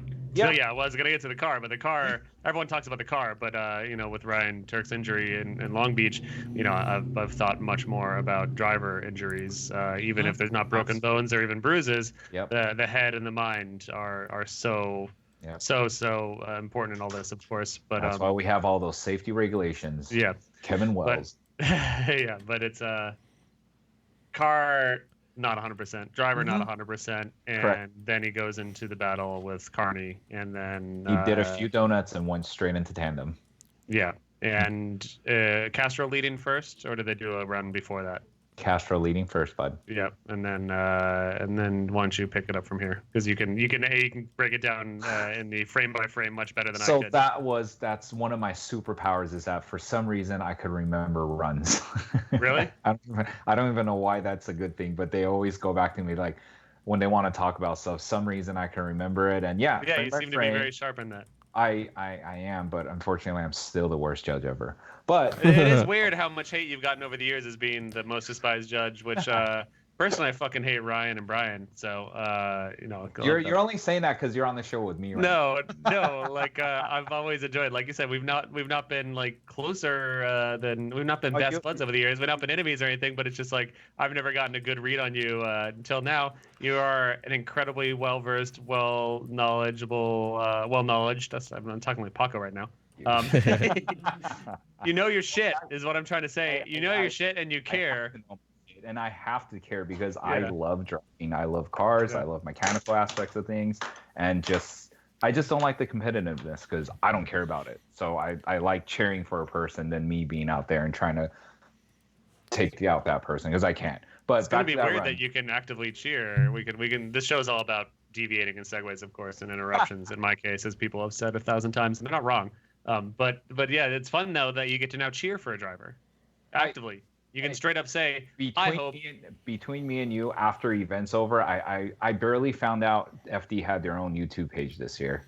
So I live under a rock. I'm hired to do a job. I go there. I don't care who you are. I do my job. I'm not there to make friends. And at the end of the day, I could go home and continue my life because I'm just there to do a job. Well, here's the thing. I mean, everybody knows that Lantain and Eggert, they're both in the paychecks on the payroll of the big sponsors. They get the big money. You're not like let's just clear up in the air. You're not on anybody's paycheck. No, they're getting paychecks and payrolls from big sponsors. Yeah, of course. And fruit that's baskets. why everyone hates you. Yeah. The fake they news, have fruit baskets because I'm not fitting in, right? Because the fake news media hates you. They've done the smear campaign against you because you're the only one not taking paychecks. Yeah. No, I know Lontaine sponsored by Lululemon and fucking Brian Eggert sponsored by Cadillac, but other than that, I didn't know that they're taking handles from somewhere else. Yeah, and that's why they got rid of you. You're the only clean judge left. God damn it! I should have been smarter. I should have been smarter. Well, But so right, back to the Castro. Castro and Dean run. So It is off the top line, 16. They yeah, are off going the their line, first half. you could hear Castro being pretty timid off the line, and his initiation style change. So a little feedback or veer off a little bit during practice, all the spotters are watching how they initiate, so they could be like, so Scott could be like, hey Dean, Castro, short shifts it a little bit by the second pylon, he breaks the loose pointing the wall and flicks it in by the first outer clipping marker. So He's Dean doing a has full track JTP flick. not too much. No, I'm kidding. Castro keeps it pretty tight. Yeah. But so Dean has that in mind. So off the bat, you could see Dean's trying to make up speed, trying to get up to speed, but Castro's not really getting up to speed. So as soon as Castro initiates, I don't think he's initiated then that way before, like a straight line. And he really dropped the speed. We're talking about it wasn't even a decel, it was an abrupt decel, which granted there is a decel zone in that sector where initiation is, but it doesn't mean that you still have to do it nice. You still have to do it smoothly and unabruptly. So it was abrupt enough to throw off Dean Carney a bit, which created a collision. But at the way you've described it so far made it sound like you are fully in Carney's favor here, but that is not how it ended up. But at the same time, remember what I said? Sometimes a lot of people protect the chase drivers. They need to be able to react and stuff like that. At the same time, Dean didn't put himself in such a good position where he also sped up and hit him too at the same time. Yeah. So it created it was one of those rubber band effects that I call it, which when they came to me and said, okay, I need fault, I put it on both of them, because I still put a lot of pressure and emphasis on the chase driver to be able to react quickly, be able to read, and be able to know your situation and try to bail out of it. So in my opinion, if the run-up was being that low already and that he had that bad of an accident, I would have just played it a step back. And at this time, I'm not saying that I forgive what Castro did, because that was just this is the excitement part that we can't put a point or a number on. Hey, that guy had balls initiating into turn one, which you don't get points. You don't get anything for initiating right now. So, which I think is kind of lame. But I wonder if Dean's spotter did express enough how bad Castro's car and condition and all that were. Like, I'm not saying that his spotter by any means was inept or didn't do enough in this, but I'm just curious if Dean. I remember overhearing a little bit of his yelling up at the booth of him saying like, "How was I supposed to know that his car?" No, that's a bad Irish impression. That was pretty good. Try.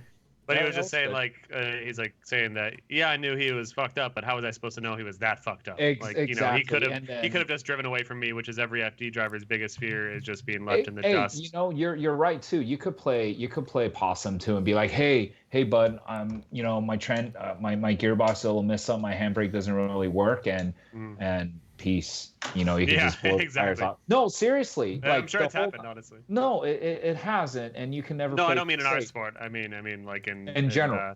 That's why I'm saying that's where I held both of them responsible for creating that collision.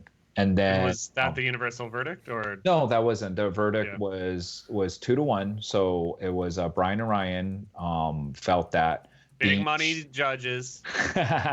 Lululemon Cadillac. Those two go together so well. So they felt that, Dean should have known, which granted I agree with them, but I still put fault on the chase driver too, because what did you guys all talk about earlier in the beginning of the show, is that the chase driver sets the tone.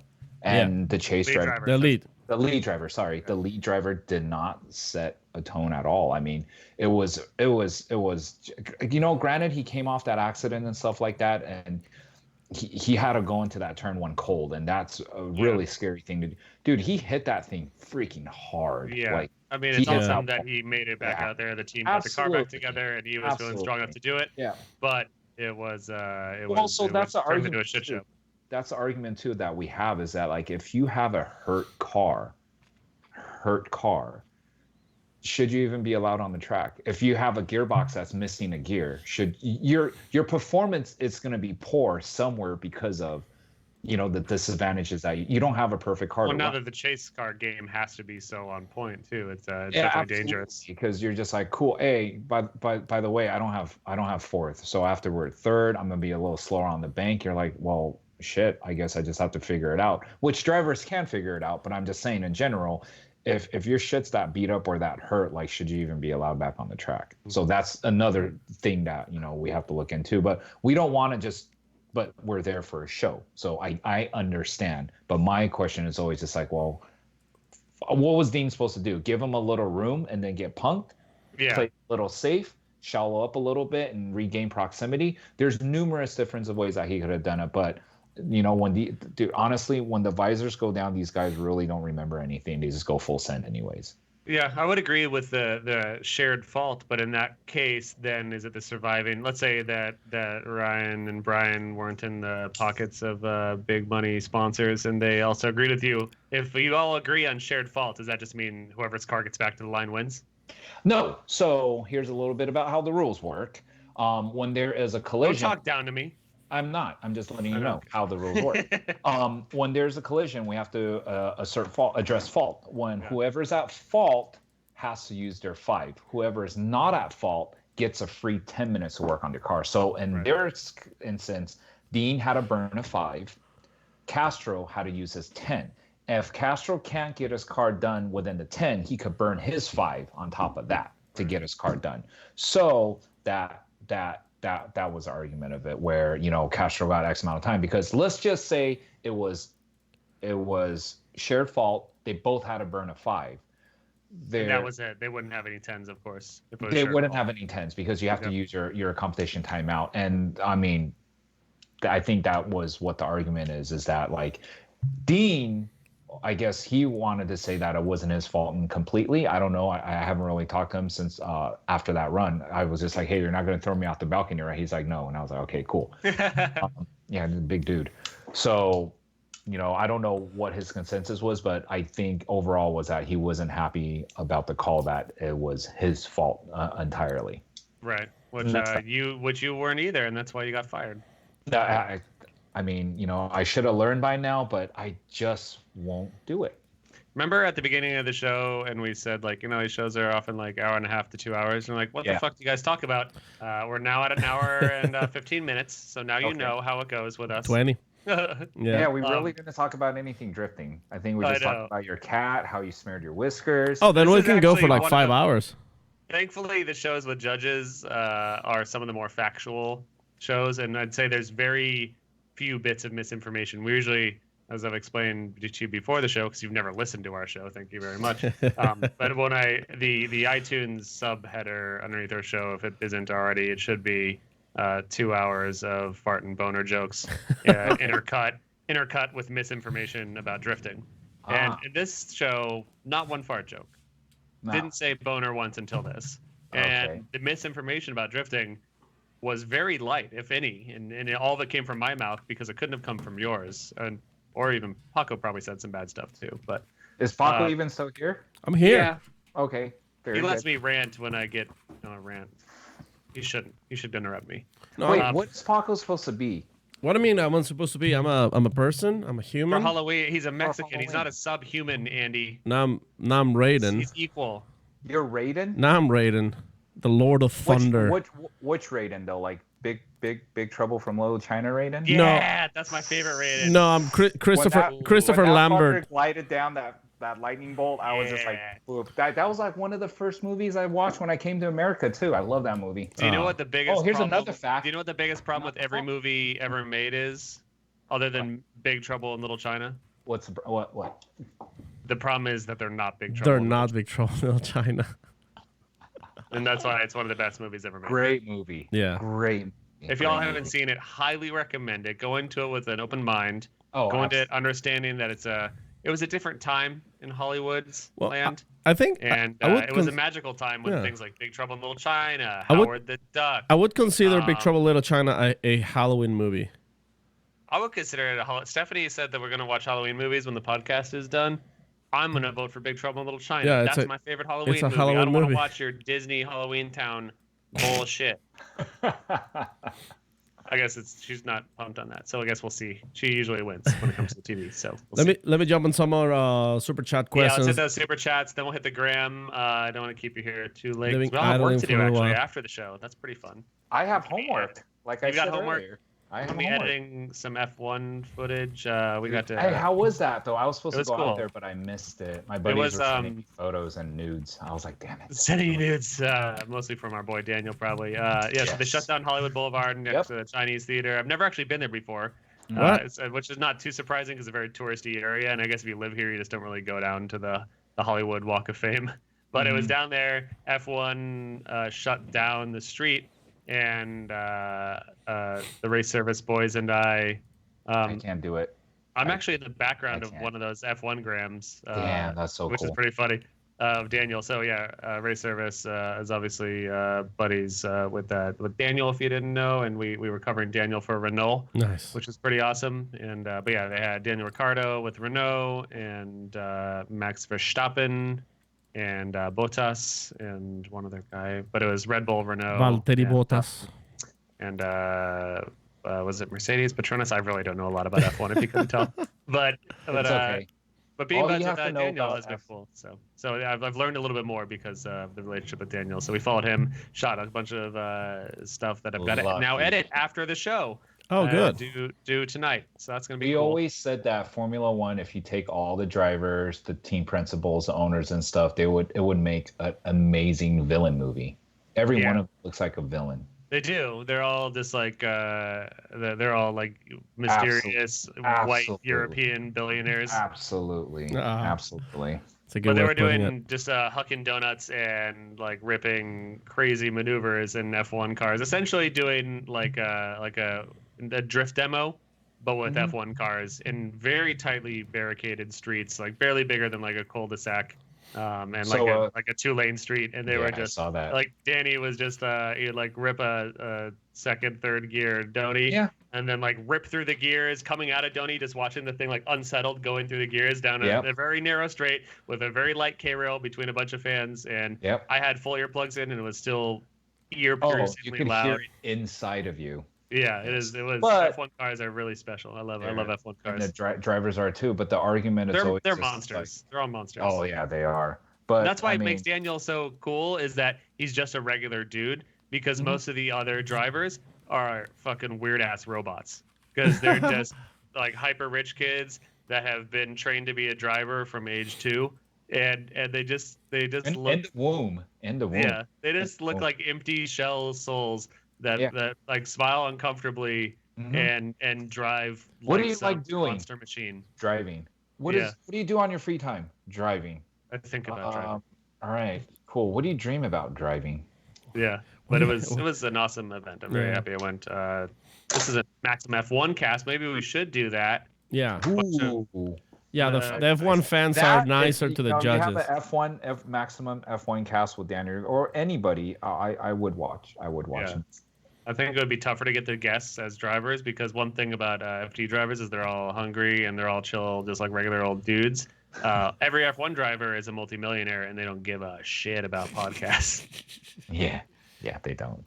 But you wanted to do more questions. Yeah. Well, we do. Why are you trying to keep the show on track, Andy? This is my job. And hey, you know what? I'm just a responsible person, man. I know. All right, so we're gonna do super chat questions. Make sure to write a super chat now or forever hold your peace. We're gonna read the existing super chats and then go to Instagrams and then shut it down. Paco. Yeah, it was a super chat question from State Sideways. Do you think the Warehouse Boys will have an S15s again? I guess for next season. Well, they haven't been working well for them so far. I don't know. I mean, they're really, really comfortable in those cars, and The best drift car ever made. that arguably, right? It's like the perfect combo, but at the same time, who knows? I mean, I think James drives different chassis around the world, and so does Pyodor. So who knows? I think you have to have the right formula, something easy to work on, parts relatively available, and just a balanced chassis. So I think they got that formula down, and it's been a winning formula for James for the past 3 years. So unless something else changes, I don't foresee them changing chassis.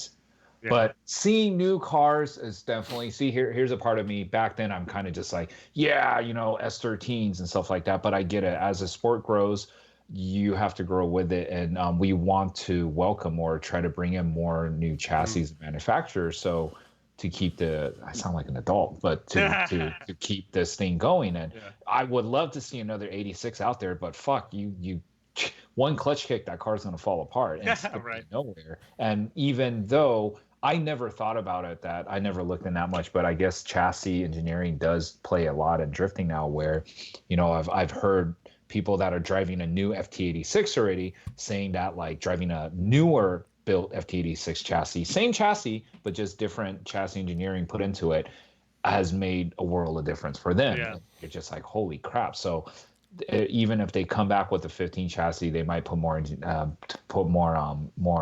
and money on it and just try to figure things out better.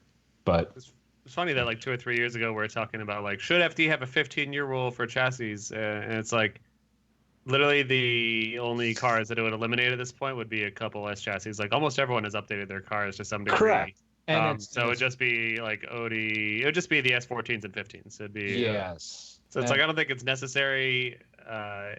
I think a lot of drivers are seeking newer cars to try to attempt to get factory support and product support for sponsors that are making new parts for new cars.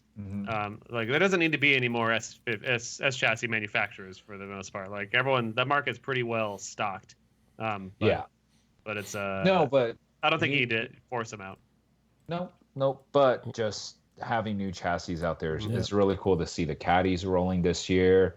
And Taylor Hall did really well in Nuremberg. It was the best I've ever seen him drive. That was cool. Yeah, absolutely. I like seeing new stuff, new builds and stuff like that. I think between the Ferrari and the Cadillacs, I mean, they definitely put like a new eye on the sport. Like, a lot of people who weren't even like informed. They're finally starting to look good. FedEx Ferrari still looks a bit like a pig, which I would say to him, but it's like he's getting it dialed. He's getting it dialed. Yeah, it takes a minute because you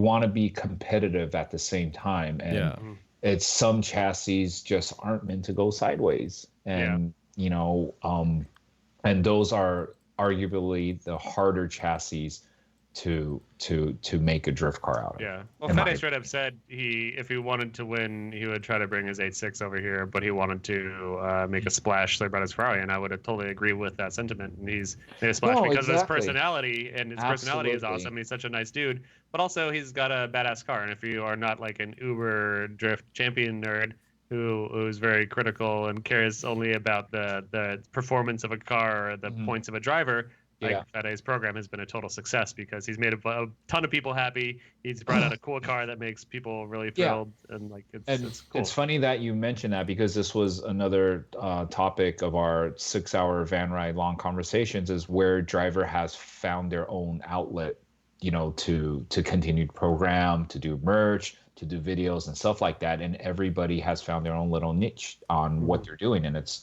super good.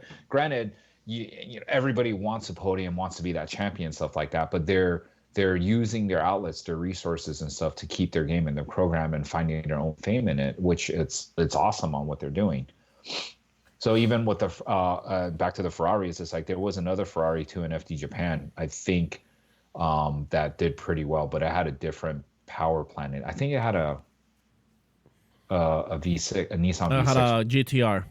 A GTR motor, right? Yeah. So it's what is that? Was a Kawabata, VR. wasn't it? VR? Yeah, no, VR. It wasn't Kawabata. It's a VR motor, and it was another Toyo driver, I think. Kumakubo. I want to see FedEx take that motor out of the Ferrari and put it in an S15. Like, put it in a non-pig chassis, and maybe I don't know, that motor probably weighs a ton. I don't know, but it's like I want to see that in a chassis where Well, he. remember back then when ESSA built that EE chassis with the V10 in it? It's like a screamer, but it kind of had no torque and it went nowhere. So Yeah. it's almost like the same balance there. Like it's just true. something more torquey. That I forgot about that car. See? He threw down some gnarly entries in Atlanta. That's why I wear this helmet to protect Yeah, my that's knowledge. That's where all your knowledge is. That's where all my knowledge is. I could remember almost every single car word to drive.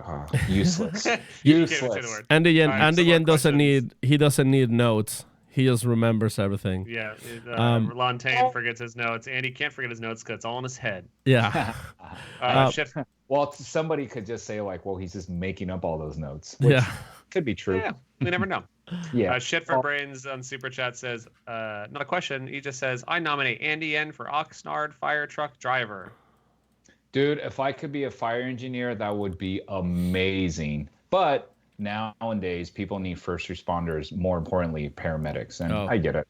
But that's like the adult side of me coming in. In the beginning, I thought I was just picking up hoses and putting out fires and getting cats from a ladder or something like that. But after studying and looking into it more, dude, it's so crazy. You got to help a bunch of gross hurt people. I'm all for it.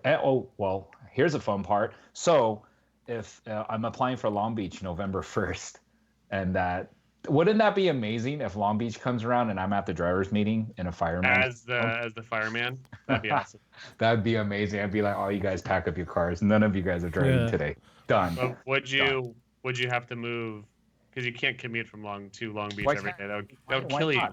That's like a 2-hour drive. Are you kidding me, dude? Just for me to get grocery? No, I'm kidding. But dude, I was about to commit to Oxnard, and that's a 3-hour drive. That's fucked up. That's how much I want this job. Is it that competitive for getting into the fighting of fires? Absolutely. Really? That's crazy. I'm lucky enough to be where I am, and then I'm just trying to do as much as I can to get myself there. Yeah. Nice. But yes, fire truck driver. It is fire engineer. It's going to take 3 years or 4, but I'll get there. You could do it, man. 100%. Yeah. Gerald Hernandez Racine says, Andy, does California protection ring a bell? California protection? Yeah. No, I don't. Are you trying to say that you don't ever wear protection in California? Like sunblock? Yes. All the time since I'm on my bike. No. Nope. California protection does not ring a bell. Geraldo Hernandez, if you want to get more specific in the comments, we can ask. But moving on to Paco, you got the next one. Is our next one a super chat? That was it.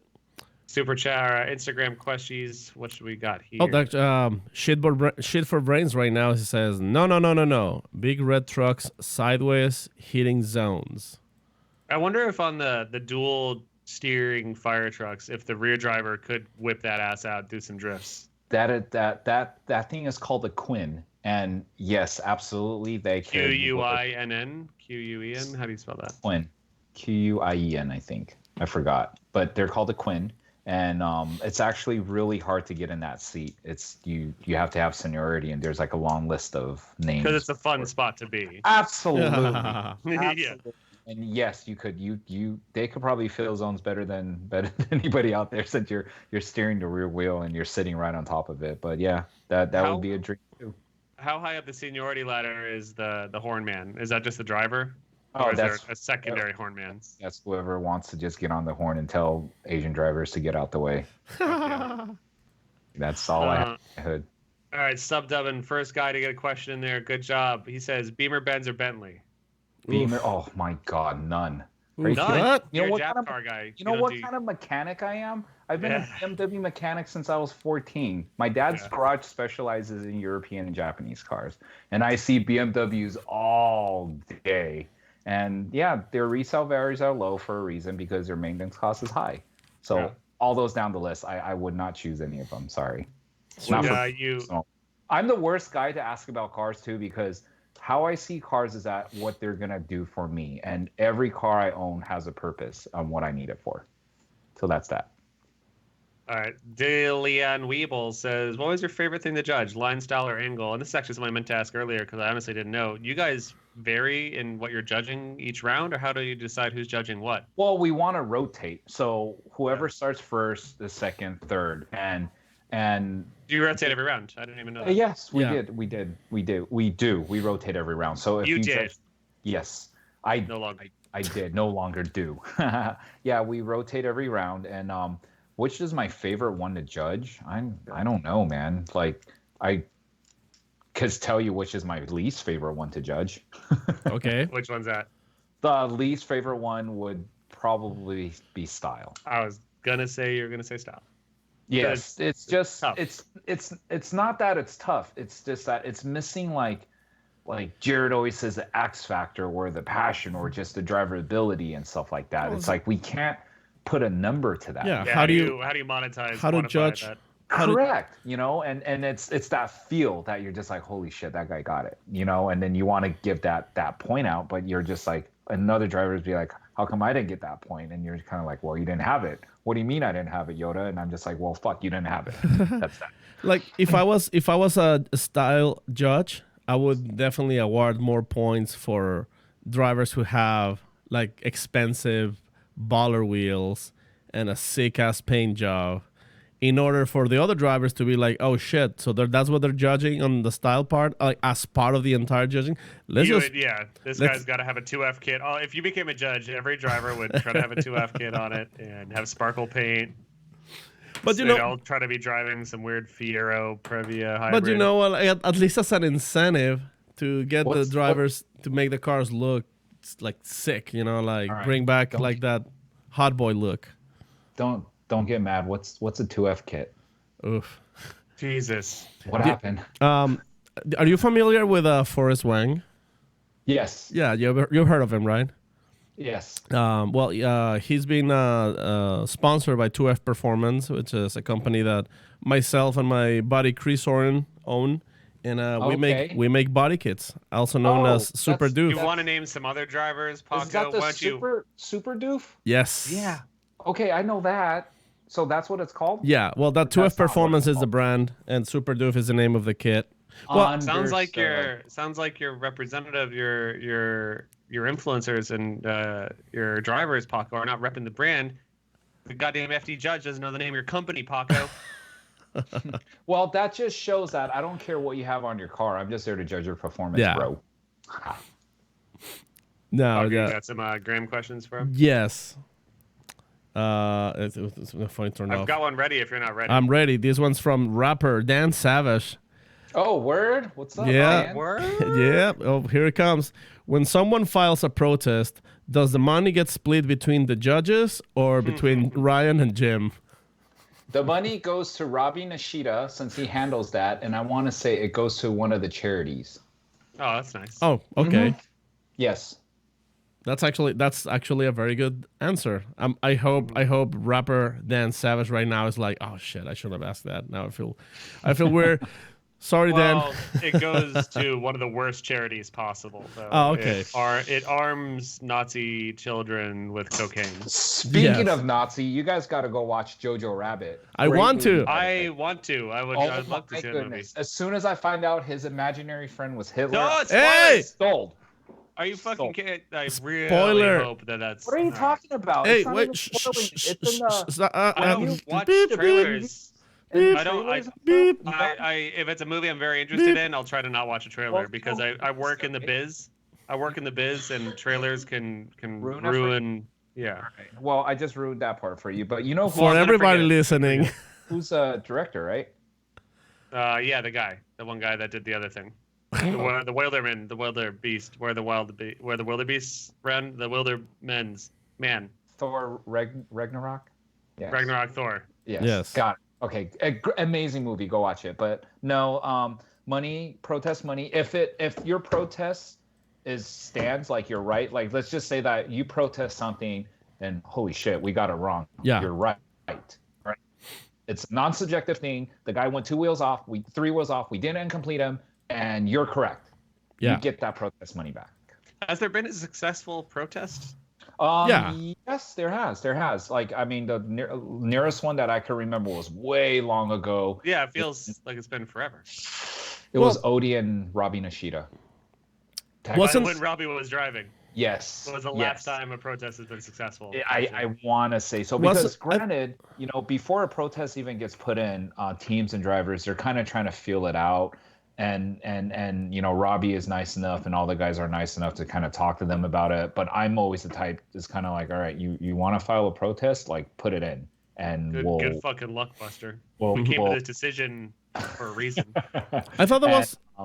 Please enlighten me. What did I miss? I thought there was a protest this season or last season where it was some race on top 32. And they had a winner, but then on top 16, they had like, all right, there was a protest, and we're like redoing that battle, or something like that. And the last time that we had to do something like that was, it was Yoshioka and Tony Angelo in Seattle. Huh. There was a misspoken thing about leaving the line, and that was prior to top 16. They ran 32. 32 has ended, but Yoshioka not admitted fault, but said that, there was a miscommunication, and we ran that one run again. Huh. Well, I mean, my memory is not working me very good. No, you could be right, but I'm just trying to dig into my files, and then that's the most standout one. It's Seattle, Angelo, and Yoshioka. Yoshioka was an S15. Angelo was in a RX-8. Yeah. No, Angelo was he in the TC? I think he was in the TC. Long ago. Yeah. I can't. My hard drive is about to fucking fry. Far back. All right. One of our favorite games that we often play in the show. Thankfully, Pugsley's Pull It All has incited the game. That game is Pork Softly, Marry, and Kill. And Pork Softly, fuck. Oh, okay. God damn it. Fuck, Marry, Kill. Sage, Deanda, Lantaine. All right. Oh man. Oh, damn it. Fuck it. I will definitely marry Lantaine. Because he's sponsored by Lululemon. Oh, absolutely. Absolutely. Marry that one. Fuck it, I'll just get down and dirty. Kill Sage because he's just a perfect specimen, and then fucking screw the fuck out of Jared. Just have one of those dirty sexes, I guess. Dirty sex. Everybody has to do it. I feel like he's just on top of you, breathing heavily, all 300 pounds. No, he's not. Oh god, however much he weighs. All that sweat, profusing. Fuck it. Yeah. It's just one. I don't have to do this. The smell of beer. No. Right. I was originally gonna say Ryan would be the Marry because he's a good specimen. He'll be pretty for a while. No, sorry, Sage. He'll be pretty for a while. But then I just thought of how cute Lantaine is with his glasses. He's so friendly and Canadian and nice. He would be a gentle. He would give. Hey, do you want breakfast in bed or not? One will give it and one won't. So Yeah. Paco, what about you? How do you I have a question right here. No. And the Pork Softly, Marry, Kill. Sage, Deanda, Lantaine. I'm exactly the same as Andy. Okay, we can all agree. I totally agree. Yeah. See, like that's how judging works. You're hired, Paco. Yeah. Sam, you're still gonna be doing what you're doing. I'm sorry. That's fine. That works. I have a question here from Trey Taylor. You probably heard of him. He works for FD. He works for FD. He's one of the track guys. Oh, word? Yeah, yeah. Trey. Trey. Yeah. Well, you call him Trey Trey or Trey. Last time we had him on the show, or Tres Flores. Yeah, last time we had him on the show, I called him Trace. Oh, word? No way. Yeah. No, so, we started calling him Tres Flores. Well, Tres Flores asking, during your time with FD, what was your favorite car? And also, thanks for being a legend all these years. Oh, wow. Thank you. My favorite car. Holy crap. I gotta say, damn, dude. Shoot. I can't even pull to mind right now. I'm a Corolla fan. I love Taka's cars, but just you know what? I really like favorite cars would definitely be anything four-door. I could just be as biased as you guys wanted to be. I love four doors. And then one of the first 4-doors that were out there, it's actually Rich Rutherford's Evo. And that thing was built pretty clean. Granted, it didn't like perform everything that it's supposed to do, but that the Evo and Stefan Verde's Subaru, like those two builds were one of my favorite cars. I just like the 4-doors. I always wanted to see one of those in FD. I hope it goes back. Yeah, and then one of the other track workers has like a Subaru too. I forgot his name. He the purple guy's from up north. And then what's this other guy? And then of course when Gray brought his fucking 90 over, I was just like, hell yeah. I just love 4-doors. They're amazing. They're awesome. You can ride 4 deep in it. Yeah. Rest in peace. You know Carlson's build, the 4-door Dodge. That one was awesome too. It's before your time, but it's okay, bud. Iron Dookie, our first-time listener and a long-time caller, he says, did he quit FD because he just now discovered the internet and finally saw that episode of Off Track from 5 years ago where all the drivers chose to kill him and fuck, marry, kill? Which, fun fact, I edited that. That was one of my first editing jobs. Oh, cool. So yeah, I remember that. Yeah. I remember that, but no, I've not discovered the internet just recently. I just don't use it that often, other than trying to look for rebuild parts and stuff because I'm rebuilding my motor. But yeah. You were aware of that at the time, and was that the origin of you learning that you're the least favorite judge, or did you know ahead of time that people thought that you sucked? Oh no! The first day I signed up for this job, I already knew that I sucked. So no, but you don't. That's the thing, though. I want to know where the stigma comes from. I know. It's just. I mean, I guess it's just never been thought in my brain that okay, cool, I'm going to be everybody's friends because I'm a judge. It's probably that's probably why. It's because you're not standoffish, but your stern attitude towards decisions. Like you're backing up your decisions with logic, but you're also saying this is the way it is. Well, I mean, I guess I stand by what I said in the beginning. It's like I'm just here to do my job. That's about it. Yeah. Yes. You're not there to make friends, and you haven't. No disguise. Absolutely. Right, we're friends now. We're friends now after you've left. I have friends now that I'm not an FD judge. Now you can be friends with everybody because you don't have to be a judge. JRin 702 or JRin the 702, JR in the 702. Who's to say? Did Radical Daniel, our friend Ratty Dan's, did he steal your hairdo or vice versa? Oh no, that was just no. Dan owns it. There's no way that he would steal anything from me. Remember, he created drifting, so. Sounds like there's some animosity here. No. That was something that we had at the end of the year banquet that he was on a short video and he did a really good cut. He's just like, yeah, drifting started when I started drifting or something like that, and it was really funny. But no, Dan, he owns that. Like, there's no way. My thing was just a mistake. I don't know what I was doing back then, but I had hair. It was fun at the track, when I used to ride motorcycles, try to go very fast, and I just thought having a tail would look cool. But no, that was about it. No, well, Dan owned it. I stole it from Dan, actually. Wow. Yes. Truth comes out. Cool. Mm-hmm. Paco, any more questions? One more if you got one. Yeah, I had one right here. Where did it go? Hold on. Oh, it went away. Gee, sorry, 1 second. I had a. Whoa, real professional, Paco. The phone turned off, and. I mean, it's. I'm like, thanks for having me on the show. I always thought it was kind of like a roast or something, or just it's just farts and boners. Yep, farts exactly. No, I mean, this is one of the most informative shows, at least top 10 out of the hundreds. Not hundreds. We're less than 200. Out of the many shows we've done, I'd say top 10 for informative. So we appreciate that. Or some of the fans probably hate that, but it's just like actual just like actual drifting. Everyone is either pissed off or happy or somewhere on the spectrum, and that's just how it is, and that's okay. Yeah. It's just like a crying baby. You don't know what they don't know if they're hungry, they're sleepy, or our fans are cool as fuck, or they aren't listening anymore. They're out, dude. It's fucking Halloween, dude. They're out getting drunk. And you wouldn't know, but the show also exists after the live episode. It goes onto the iTunes or wherever you get your podcasts.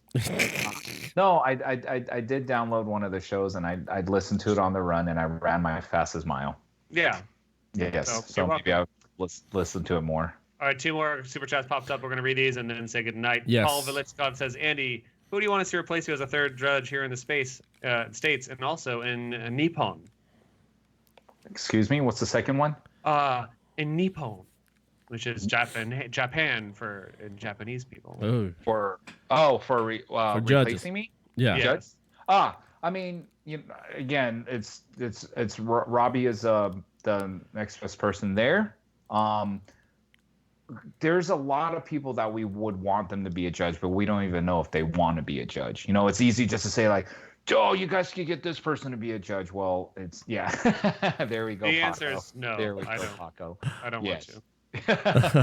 But no, you know, logistically and just easy step in would be Robbie or whoever else has in mind. Like I can't come up with anybody right now. What about Japan? Well, I mean, if that's Robbie, yeah. Well, Robbie's on Japan Japan side, you know, they have their own announcers and possible a few judges there from Japan. But I would say Brian would be the best bet, of course, you know, to bring another U.S. judge over to Formula Drift Japan. So it's consistent on what we've been trying to establish in Formula Drift Japan. Well, I'm just going to call it right now, and I'm just going to say #Robbie 2020.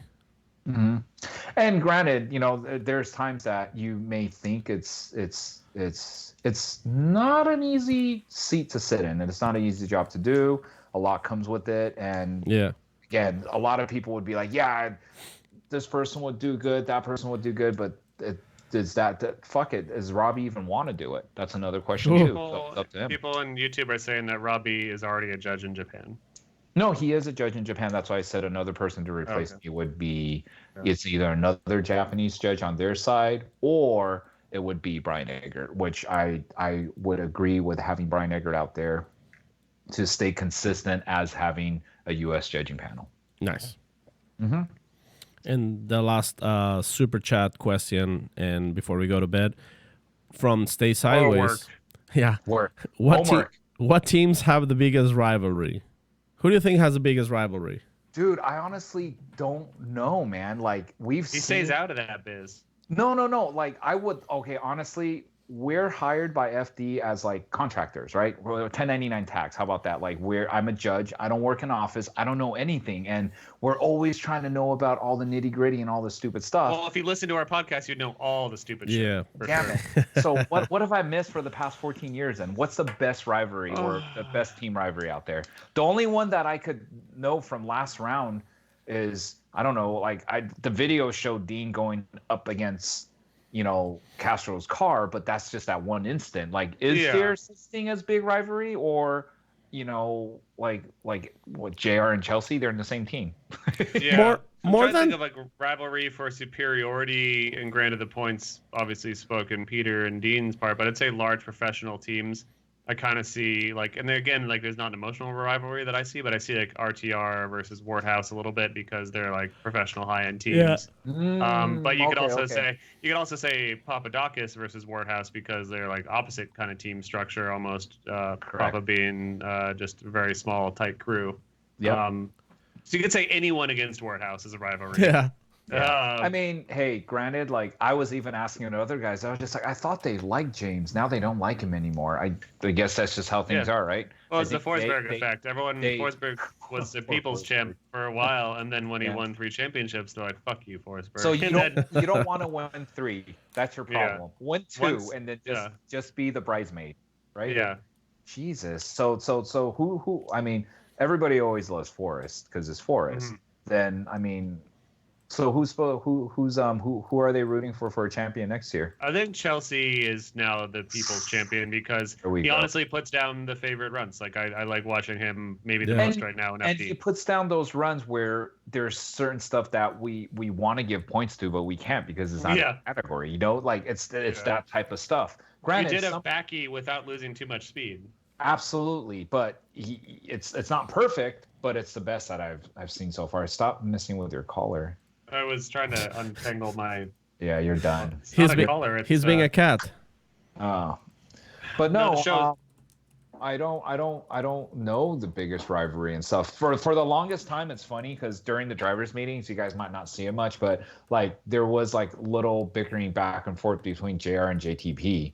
But I mean, that's a squashed old rivalry. That's a squash. One of them may have kicked the other one's car.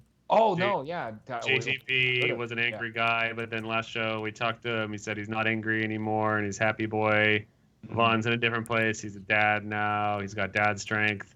There's a lot of stuff there. But Andy, go do your homework. We appreciate you finally coming on our show now that you're not a judge anymore. But It still sounds like you know a lot about this sport. You didn't forget it all the second you threw down your judging garter. Because you guys all wear garters, right? Yeah, and that's what makes it official. I mean, fuck it, dude. I started out drifting and I still love it, every single bit of it. And I wish everybody best of luck to whatever it is that they're trying to achieve. And yeah, I want to see this sport keep going and rolling. Well, we wish you the best of luck. We hope you enjoy watching your first FD round from home. I guess you'll probably still go to Long Beach if you're not failing an exam or putting out a fire. But dude, the goal is to be there in a firefighter's uniform at the Long Beach drivers meeting. Is that going to happen in 4 months? Nah, probably not. But that would be amazing. That'd be cool. Oh my god, I'd lose my shit. Well, one of these rounds, we would love to see you there in firefighter pants. Even if you're not working, just put them on. For sure. That's cool. All right. Well, thank you so much for being on the show, Andy. We will keep in touch, and good luck with all of your future endeavors. Put sure. out the fires. I'll start the fires. Hopefully you'll be back on the FD scene somehow, so you can be back on the show again. No, dude, I'll be around. Yeah, because it was a good show, and definitely would love to have you again. For sure. Sick. Happy Halloween, Andy. Happy Halloween. All right, later. Have a good night, buddy. I can press this red button now. Yep, yes. hit it. Watch it. There you go. All right, so Mr. Jackson in chat said, "Hey, Sam, try not to fake sick and vacation again." What did you tell them? No, last week, Paco? Like last week, like you literally fell sick like 30 minutes. No, I was feeling shitty for like 2 weeks, and it was like descending ever since I went to Road Atlanta for the IMSA race, because Atlanta always fucks up my allergies, and then it just descended very rapidly that afternoon for some reason. I literally came home, chugged NyQuil, and laid in bed. I was like asleep by the time the show was over. Chug that NyQuil. Oh yeah, it felt real bad. And then I was getting a lot better. And then I went to the F1 thing yesterday, and all the fires around here made my throat hurt. Now I feel like shit again. Yeah. And now I have to stay up for the next 4 hours editing, so I'm pumped on that. Yeah, well, I'm gonna let you go too. Then the SEMA grind. That's right, It's dude. gonna Game be really night. fucking tough. I'm gonna not actually be at the actual SEMA event, probably at all. Probably never set foot in the space. We're doing this big, cool Michelin tire thing. We're gonna be all over at Spring Mountain and Las Vegas Motor Speedway and all this other shit. So it's gonna be very hectic. Yeah, but we have game night. Grid Lives. Thursday is game night. Yes. Which you surprised us with that you are coming now. Yeah. It was just gonna be Corey and I hosting, and then Paco said he couldn't come, and then Paco said he can come. I found the opportunity to make it because I missed last year. And I didn't want to miss it again. And Chris Stewart and Grid Live, the guys, they've been awesome. Being one of the sponsors of the show. So I also wanted to be able to give our full support for the event. Because you're working for free. Yeah. Because we can't pay you. We never exactly. We're not like the judges. 100% of my pay on a hotel room for the night because hotels in Vegas are very expensive. Yeah, but I mean, if you guys are in Vegas or are gonna be in Vegas this weekend, make sure you can RSVP. You have to RSVP. Yeah, to go. You can't just show up. It's free. It also has limited capacity. Yeah. It's at this. So it's at the Luxor, the big Pyramid Hotel, but they have the brand new, not brand new anymore, but new esports. Nope, not Excalibur. It's Luxor. Luxor? Did they change it? They have this esport. It was never Excalibur. I'm confused. Somebody said Excalibur. No, it's earlier. okay. Do your best. They have an esports arena that is super modern, very cool, and highly recommend you check it out. Even if you don't give a shit about video games, it's still a good time, good party, grid life aesthetic. So if you are in Vegas, go check it out. And I'm actually going to be there this time too. Paco, are you at what's that? I'm actually going to be there this time too. I asked both of you like a week ago, and you both said you're not going. What's wrong with you? Well, because I'm coming, and it's a lot easier for Brian to come with me. We drive together, we stay together. It's just you two come together. It's a lot easier on everyone. Yeah, Because if you can come and then Brian come, do you guys try to time it usually, or do you kind of just go when the first person comes and then? I'm gonna leave that to the audience's imagination. Want to thank our other sponsors. Yeah. Thank you, AM. Gonna have some badass cars in the booth this year at SEMA. Yeah. One of them being an RS car that is being worked on nonstop day and night to make it ready. It's funny, this car started like half a year ago, but as always, you spend 24 hours a day, 7 days a week, the week leading up to SEMA to finish a car. As it seems, we also want to thank Linky Koo. Linky CU. Linky Koo. Paco, Linky CU. one of them in your cars. Yeah, I have. I'm putting it on my 2JZ powered Corvette. I'm just getting there, and I haven't been able to fire it up. But Corey has it on his car as well, and he just added nitros. Oh, no, guys who didn't hear Corey, that's because he's not here. Yeah. He said Oh wait, where's Corey? Yeah, he had a dyno in his car because he's going to do the Barnyard Bash over at SEMA. He's going to be hosting it and hopefully do some nitrous donuts, I guess. Yeah. So yeah, he decided he needed nitrous for his second year donuts, which I'm not mad at. I think it's cool. The showmanship is wonderful. And the cool thing is that with Link ECU, it's very easy to add nitrous. It just makes it very, very straightforward, easy to program. So if you guys, want a good standalone system, get Link ECU. Also, we have a giveaway for our Patreons, and I think we should do the giveaway when we come back from SEMA. So for those who don't know, we have this very sick Grip Royale with cheese. Grip Royale. The steering wheel is customized. There's only two. A sick-ass wheel. It's pretty cool. I like it, and I like the wood because like old school. So this is the only other wheel like this. It's in my Corvette. So there's only these two. There's no more. There's not like, we're gonna make 100. No, this is it. Yeah, so awesome. we're gonna. How do I have a chance to win that? Good. Glad you asked. So if you join our Patreon, on not Patreon, only are you supporting a show that doesn't make any money because we reinvest it all into doing things like traveling to SEMA and doing whatever we can to improve the show, and maybe sometimes they'll buy us a couple hamburgers. But we appreciate even $1. But every dollar is a raffle ticket essentially. Exactly. Right, so if you support the show with $1, you have 1 ticket on the raffle. If you support it with $5, you have 5 tickets on the raffle. And that way, we have a steering wheel. We have a couple other stuff that we also do, like probably a second or third place giveaways. Exactly. I think Corey is withholding this goddamn fart video. I'm glad that he's not here to talk about this. Yeah. It is a dick move. We talked about this weeks ago that Corey was going to post the fart video. Yeah. If you guys are not on the Maximum Driftcast discussion board on Facebook, you might not be as privy to the hard discussions we've been having about this. Corey filmed the video in my very living room. Thankfully, it's my old couch. That couch has been thrown out. Corey and Paco were staying here for Nitto Auto Enthusiast Day, I believe it was, like 2 or 3 years ago. And Paco was asleep. Corey was awake. Corey's in the foreground. He does a little face of consternation, and he makes a big tummy shame. He makes a big bathroom blast right on my couch, and he farts Paco awake, and Paco looks shook. And it's one of the best videos ever made. Corey refuses to share it with us, and I don't know what it's going to take to get him to do it. Some people said make it a Patreon goal, but I don't want to milk that for money. Yeah, no, because I would just want the world to see it for free. I think we should release it the day we do the giveaway of the steering wheel. Well, it's not up to us. That little shitbag Corey is keeping it from us. I think it should be released in SEMA at the big Ford booth screen to show the world. God, if I can get on the big speakers, or you know what, during game night on the big screen. Yeah, that's a good idea. Yeah. But Corey is as people are saying in chat. Like Corey said, he was going to release it at Irwindale. He said he was going to release it after that episode. He said he keeps on saying shit. It's up to you guys to hammer Corey on. Bug him. Bug him about the fart video. Tag him. I don't know what to do at this point, man. Make your best fart videos. Put them on the internet and tag Corey.